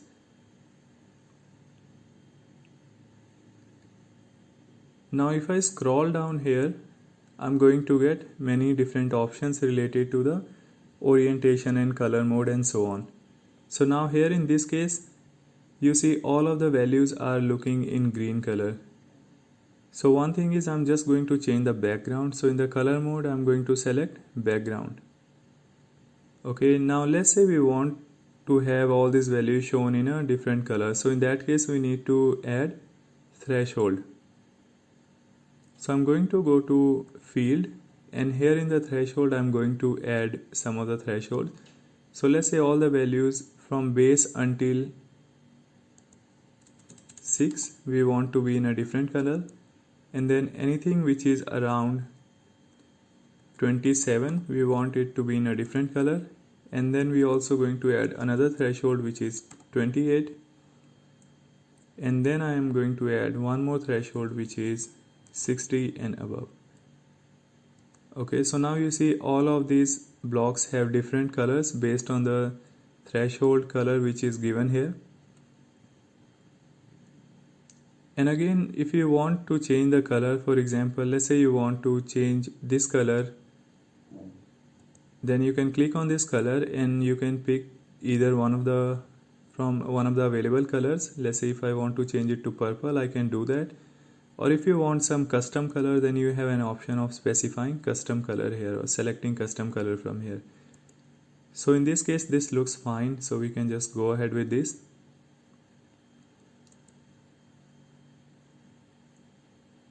And now again I'm back to panel. So here we will see what happens if we change the orientation from auto to horizontal. So basically when you select auto, it has by default is giving you vertical orientation. Now if you want this data to be shown into horizontal orientation, then you can do that. So this is how horizontal orientation is going to look like. In this case, what I feel is that it is not visually appealing. So either you can just stick to vertical, or you can just click auto, which is basically Grafana is going to choose the best possible visualization for you.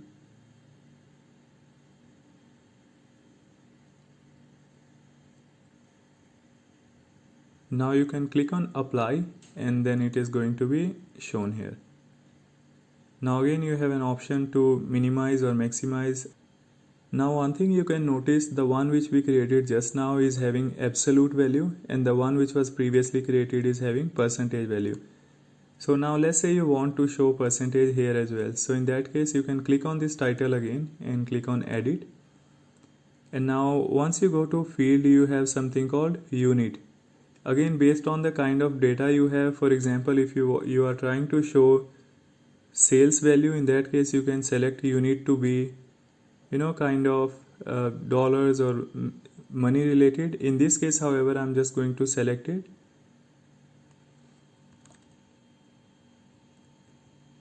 to percentage. So in order to do that, you can just start typing unit, and in the unit, once you type P or PER, you are going to see the value of percentage. So in this case I'm going to select percentage, and now you can see value has changed from absolute to percentage. If you had any other unit you could do that. So if you have this, you are showing some sales or revenue, then you can select currency. So in this case, let's say if it had been sales, then I could have selected dollars.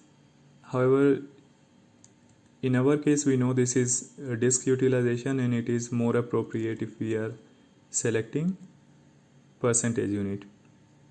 And then you can save, and or if you just want to see it, you could have just clicked on apply. In this session we will learn about Grafana variables. Now variables are very useful when you have problem statements such as you want to make a selection of few subsets when you have large amount of data available. So for example, in this case, let's assume you had around 20 servers, and out of those 20 servers you could have seen hundreds of mount points combining all of those 20 servers. Now let's say if we are interested only on couple of servers, then how can we give end user an option to select only the selected servers, and then he can see the details of only those selected servers. So now in order to do that, we have something called variables in Grafana. So to enable variables, you can click here on settings. Okay, so you need to click on dashboard settings. Do not go here in the configuration, you need to select it from here in the dashboard settings. Now once you click on that, you will be noticing there are several options available. So from these options on the left side, we need to click on variables.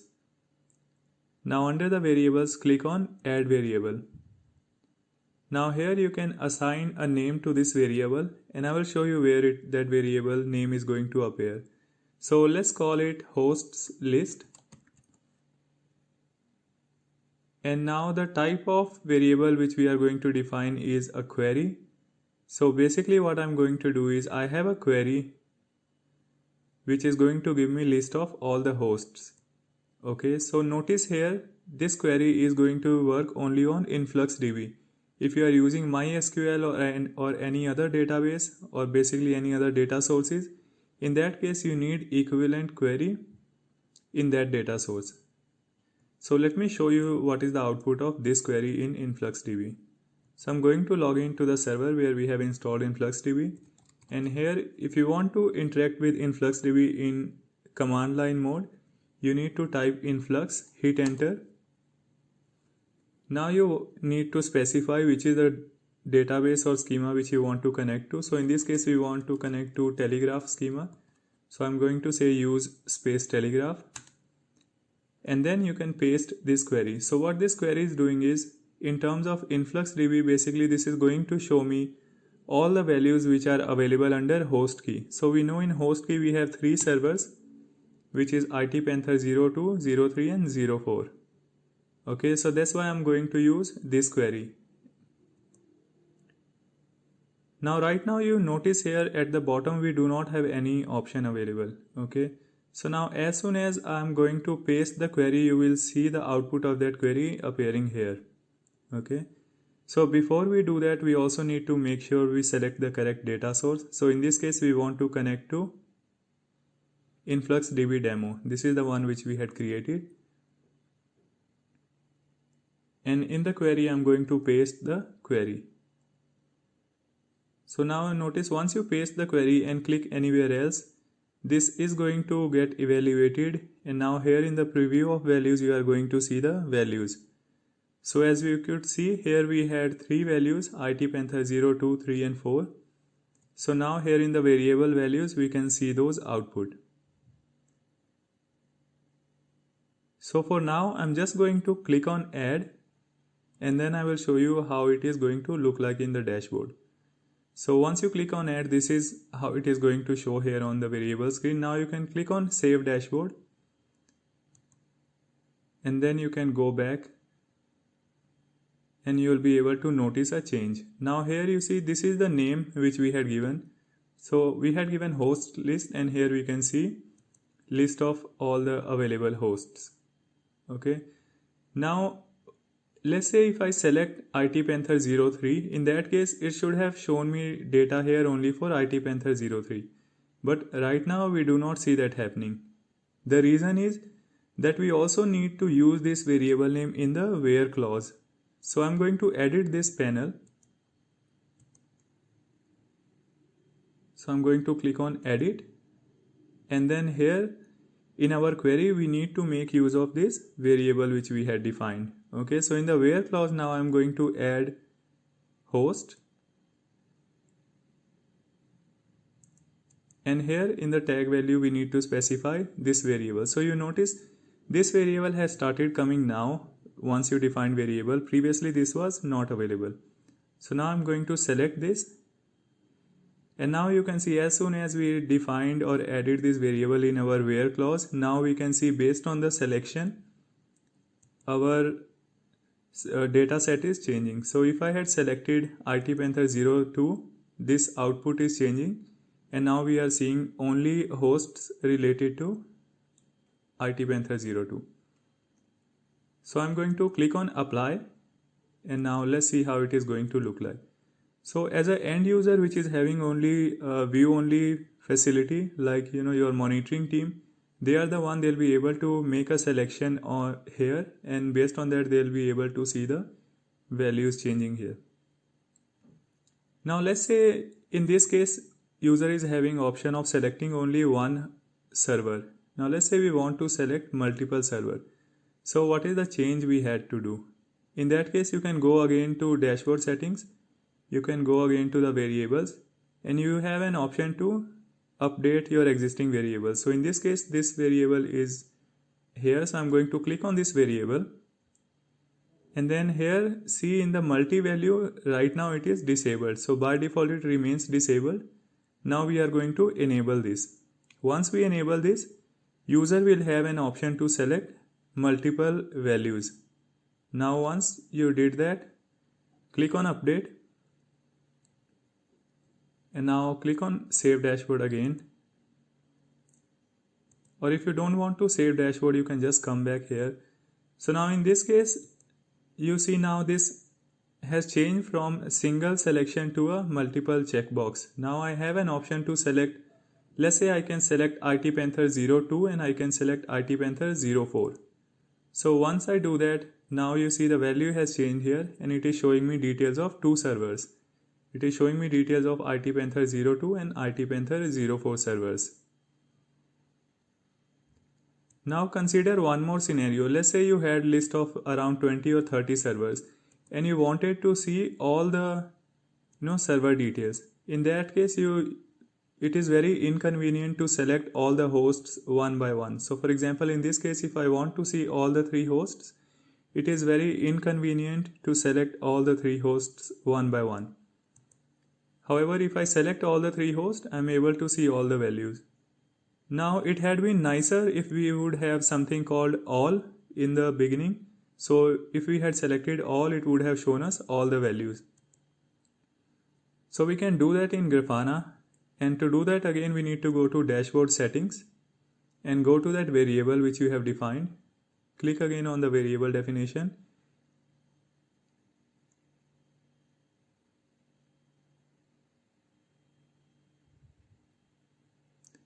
And now here next to multi-value you see an option which is called include all option. So once you enable that, it is going to show you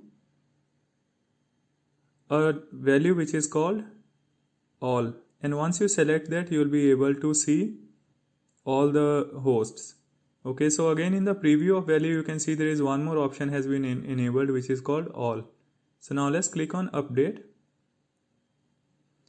click on save dashboard, and then I'm going to go back. And now if we select here, now we can see we have an option which is called all. So let me unselect everything and we are just going to select all. So now you can see even if we select all, now we are able to see all the host value. If we want to select only one host, we could do that. So in this case, once I change to IT Panther 02, I see value of or data related to only IT Panther 02. So let's change it to all again. and now we can see this. Now let's say if you don't want to show this name, you just wanted to show the value, so you can do that as well. In that case, you can click on dashboard setting, you can go to the variable again and click on variable definition. Now you have an option of hide, so in the hide you can click on label. Okay, so in that case, whatever label you had given, that is going to be hidden. However, in this case, please notice what is going to be the result. Okay, just make a note that we have selected label in hide, and let's see what happens. Okay, so now you see here we do not have label in the beginning. Now we see only the values. So user can make a selection of the value, and based on that they'll be able to see the options available here. Now let's say rather than seeing the default value, we wanted something, we still want label, but we want to give some logical name to that label. So in that case we can do that as well. So I'm going to change this hide to blank, and in the label let's call it all servers. Okay, now let's click on update and click on save dashboard. Go back, and now we should be able to see all servers. So this is the one which looks more logical, and it looks more better.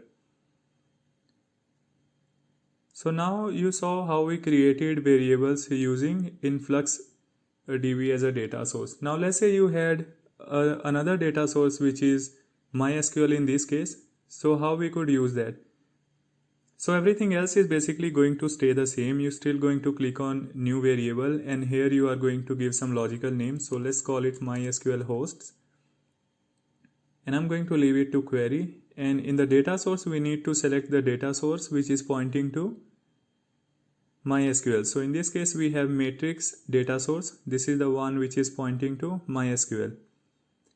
Okay, now let's say I'm going to go to the server where we have MySQL installed, and I'm going to connect to MySQL. I will show you how it is going to look like here, and then we'll be using the same query there in Grafana.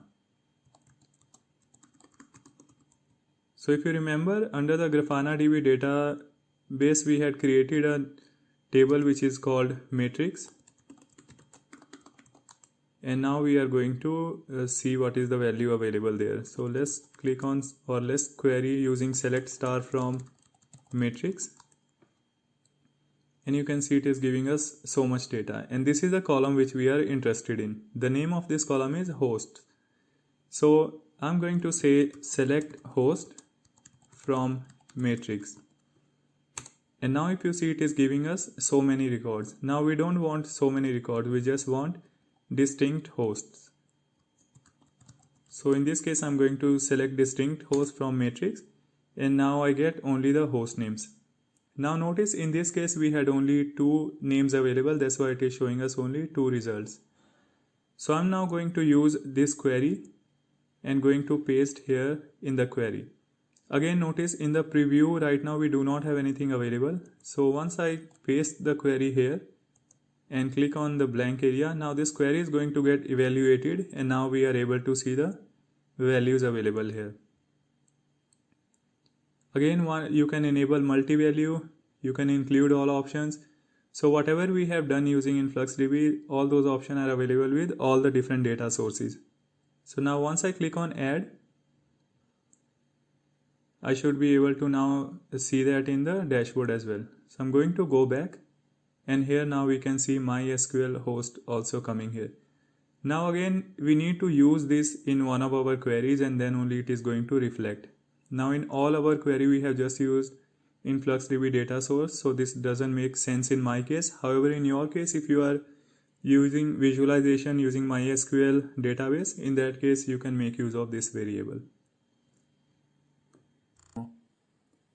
In this session, we are going to see some of the other advanced options available while we are configuring any visualization. So let's click on Add Panel, and in this case, I'm going to select data source of InfluxDB demo. And in the visualization, we have selected graph.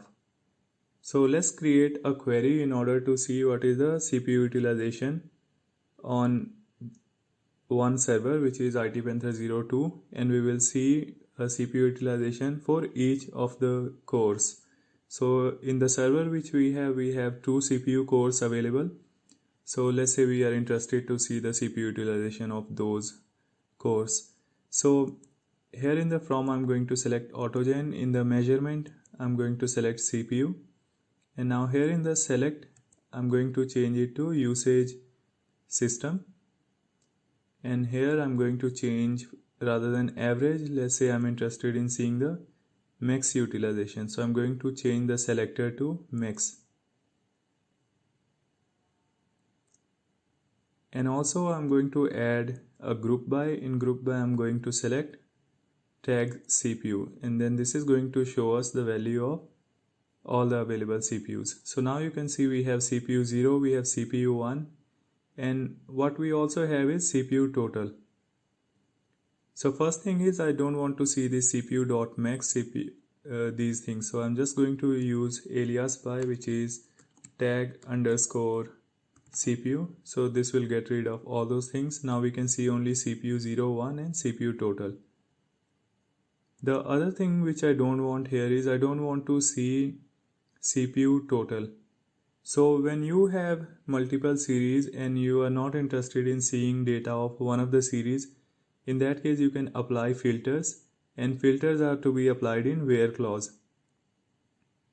So in this case I need to add a filter on CPU, and I'm going to change it to not equal to, because I don't want to see CPU total. So in this case I'm selecting CPU not equal to, and in the select tag value we can change it to CPU total. Now you can see we don't see data related to CPU total. Now here on the panel, if you see, we are seeing dots, we don't see a connected line. That is because here in the null values we need to select connected. Okay.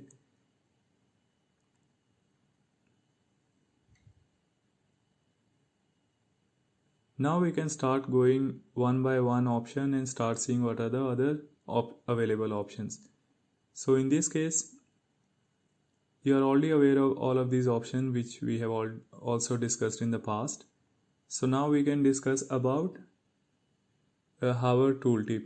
So whenever you move your cursor here on this panel, you see whenever you keep on cursor on any of the series, it shows you information about both the series. So here in the output you can see it is showing you CPU 0 as well as CPU 1. Now let's say you are only interested in seeing the value of the highlighted series.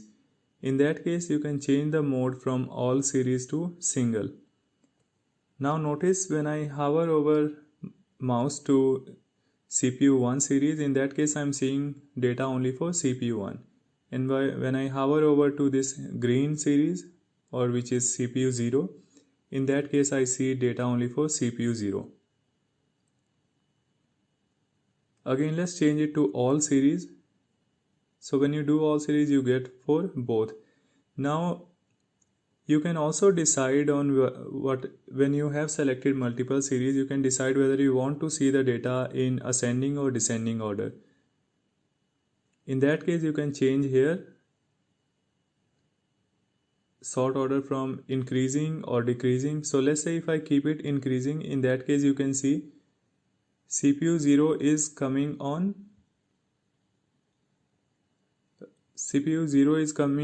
top, because CPU 0 is basically the value of CPU 0 is less and the value of CPU 1 is more. Now if I change it to decreasing, in that case if I hover over my mouse here, now you can see the value of CPU 1 is more, that's why it is coming on top, and the value of CPU 0 is less, that's why it is showing on as a second available option. Okay, so that's how you can sort the order of all of these series values. Again, this is only going to reflect when you are hovering over, because these are under hover tooltip. Now the other important thing here is, let's say you have these two series and you want to change the formatting of one of the series. Okay, let's say the one which is called CPU 0, you want a different formatting for this series. Okay, in that case you can use series overrides. So here in the series overrides you can click on add series override, and here you need to provide one of the field. So in this case, if you click on this, you are going to get all the available series, and I'm going to select CPU 0 because this is the one which we want to override.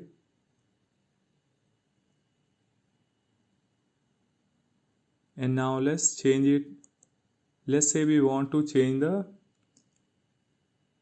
line width.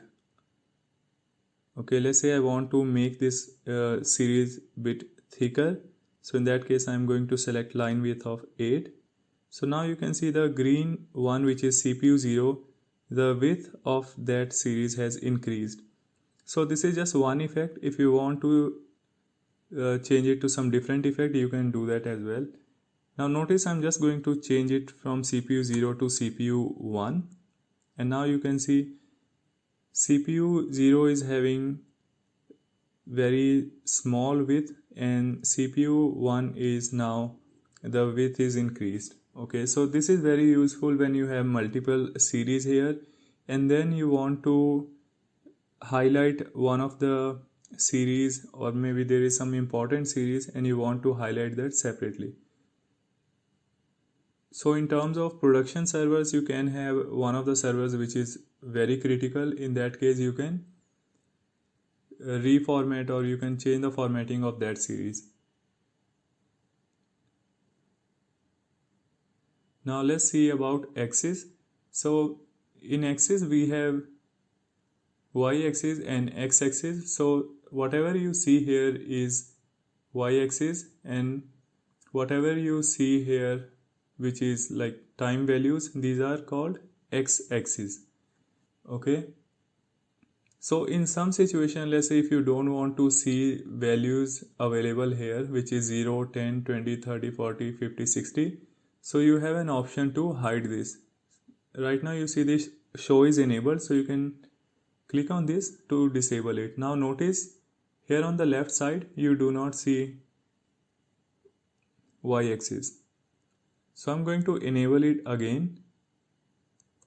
And now let's say you are interested in seeing value only which is above 20%. Okay, so in that case you can change the minimum value from auto to 20. So I'm going to change it to 20. And now notice here you see now this y-axis is beginning with 20. So you don't see any series or any value which is less than 20. So this can be very useful when you want to focus on certain threshold.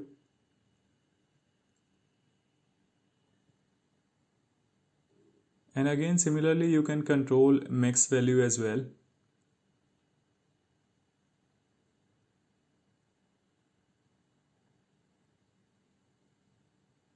Now again on x-axis you have an option to enable or disable x-axis. So now here you see you are seeing time. Now let's say if I want to disable it, I can disable this show option, and now you can see X series has completely been turned off. I'm going to turn it back on. And now here in the mode you can see we have time. So that's why here on the X series we are seeing time. Grafana is actually popularly used for time series kind of analytics. However, let's say if you want to change it from time to any other thing like series, you can do that as well. So let's say we are interested in seeing maximum utilization by CPU. We don't care about the time. We just want to see maximum CPU utilization in last 5 minutes. So here you see we have selected last 5 minutes. And in that case, if I change it to series, it is going to show me data of both the CPUs. Now notice CPU 0 is not having any data. The reason being is we have put this y-min. So I'm going to remove this. Now you see for CPU 0 the utilization is around 14, and for CPU 1 utilization is 1.2377. So you see the value here which is showing is very high. The reason for that is when you select mode series, in that case you also need to change the values.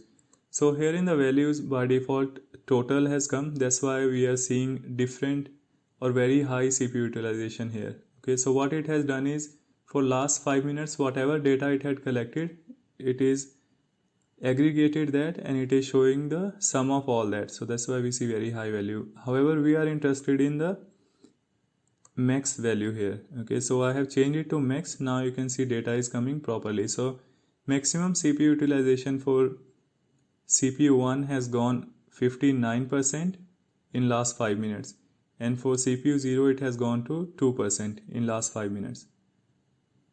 Now in this case you see we don't get we are not seeing time here on the X series.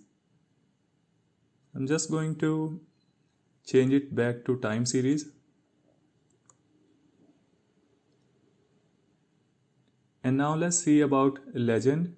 So in the legend we have an option to enable or disable it. So you see here you are able to see CPU 0 and CPU 1. These are the one which are called legend. So I'm just going to disable it, and you will notice now the CPU 0 and CPU 1 has gone from here. I'm just going to enable it again. And now if you see the CPU 0 and CPU 1 is just showing next to each other.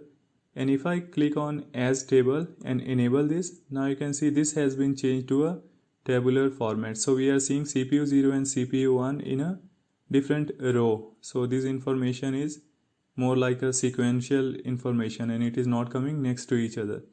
This is very useful when you also want to show min, max and average kind of information.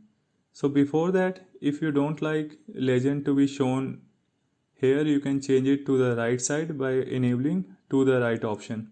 So once you enable that, legend is going to move to the right side. Now here you notice this panel is showing us the max utilization of both the CPU cores, CPU 0 and CPU 1. However, let's say we are also interested in knowing the other statistics like minimum CPU utilization. So in that case we can enable minimum value, and for max we can enable max value. For average we can enable average. For current we can enable current. Again notice here whatever is the minimum utilization which it has observed in last 5 minutes, that's the value which is going to come here. Okay, it is not showing us exactly the minimum utilization of CPU 1. It is just showing the minimum value which it has noticed on this series in last 5 minutes. If you want to see the minimum utilization, in that case you may have to change here in the query. In the query we are still taking max. So if you want to see the minimum utilization for each of the CPU cores, you have to change in the query. However, the minimum which is shown here is the minimum value in last 5 minutes which is being displayed here. Okay, so don't get confused with the minimum which is shown here and the minimum which is available here in the aggregate function. Okay, again if you want to enable total, you can do that as well. Now notice here, if I have turned off as table, in that case I have the data would have come next to each other, which is not that much effective, and we can that's why change it to as table, and it looks more better when you have this kind of information shown as a tabular format.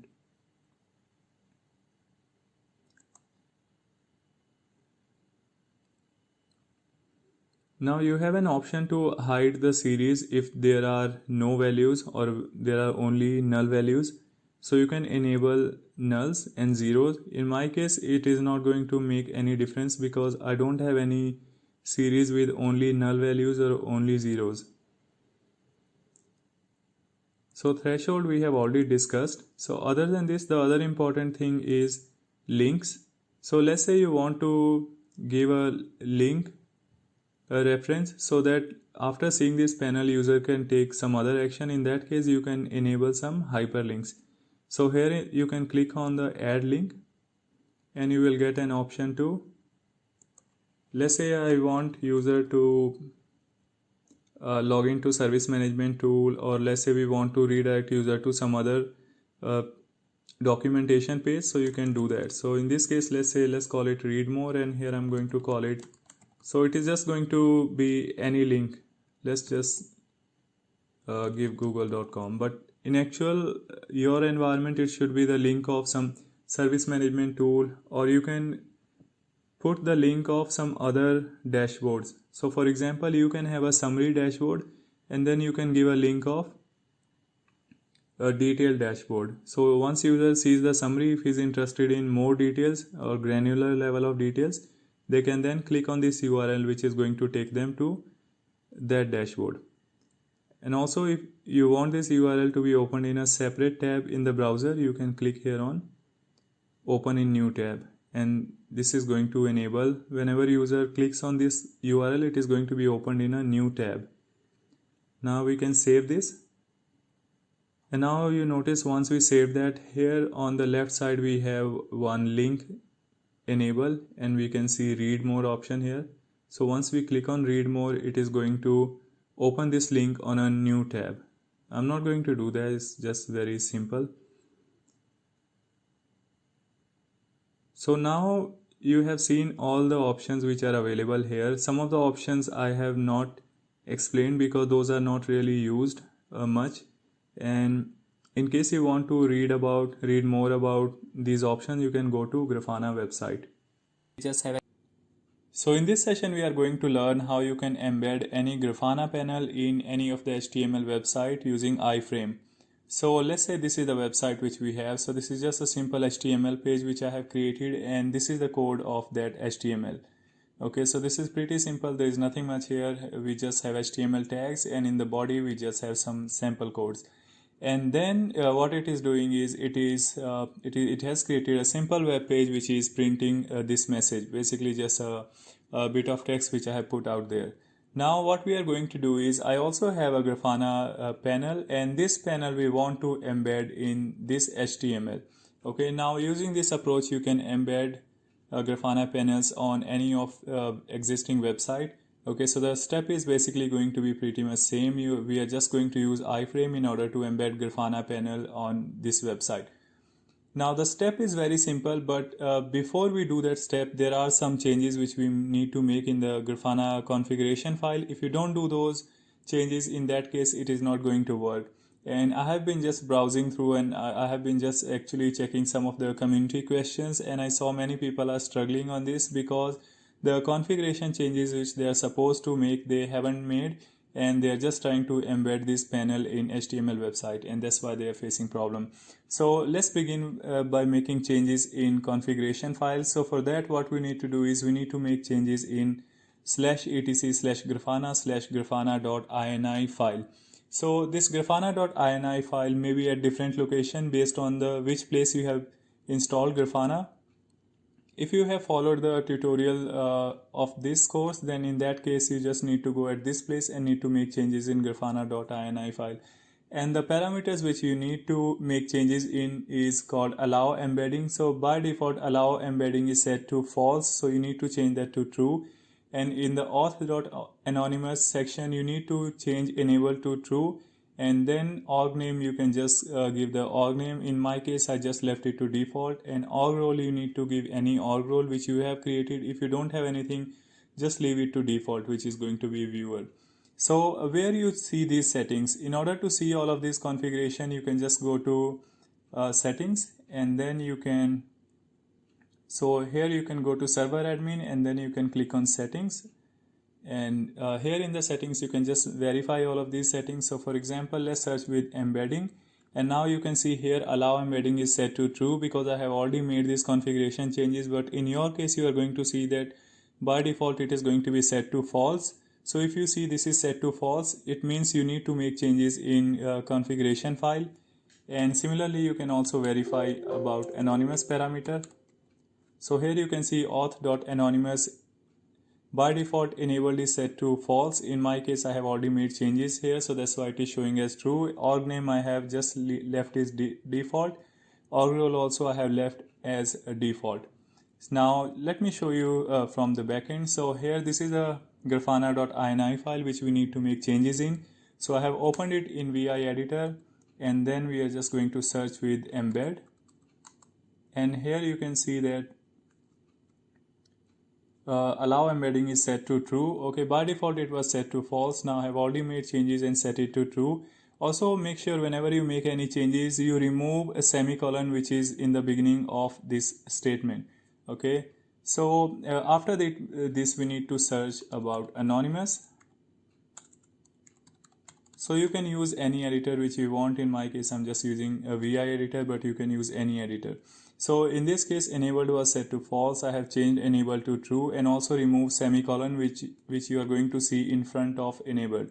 So remove any semicolon which is prefixed here, and here in the org name you can give any org name if you have created. If you have not created anything, just remove semicolon and leave everything else as it is. And similarly in org role, just remove the semicolon from the beginning and leave the everything as it is if you have not made any or you have not created any org role. So these are the changes which you need to make, and after that just save and exit from here. And you also need to restart Grafana. So in order to restart Grafana, all you have to do is you can use a sudo space systemctl space restart space Grafana -server, hit enter, and then you are going to basically restart Grafana. And once you are done with that, again go back to the panel which you have created, and then now we are going to actually use the steps which are going to help us in embedding this panel in HTML website. So what we need to do is click here on the title of this panel, and then we are going to see options. So here from the available options we are going to click on share. So from share, now you can see you have three options. We have link, we have snapshot, we have embed. So what we need to do is we need to select embed. So once you click on embed, these are the code which we are going to use. So I'm just going to copy everything, just copy everything, and then we need to make changes in this HTML file. So in this case, I'm just going to paste whatever we have copied here, and what it is basically doing is it is creating an iframe, and in that iframe it is going to embed this panel. And by default this is the width and height which is going to be. You can make changes here. Someone who's dealing with web development, he'll be understanding what are the changes which can be made here, but this is basically pretty simple thing. And once you are done with these changes, just save it, and now you can go back to your website and just refresh your website, and in that case now you should be able to see now you can see that the dashboard weather trend panel has been embedded here, and I'm able to see this here on my website. So that's how easy it is in order to set up or in order to embed any panel, Grafana panel, in any of the existing website. If you have any question, please feel free to ask in Q&A section. I'll be more than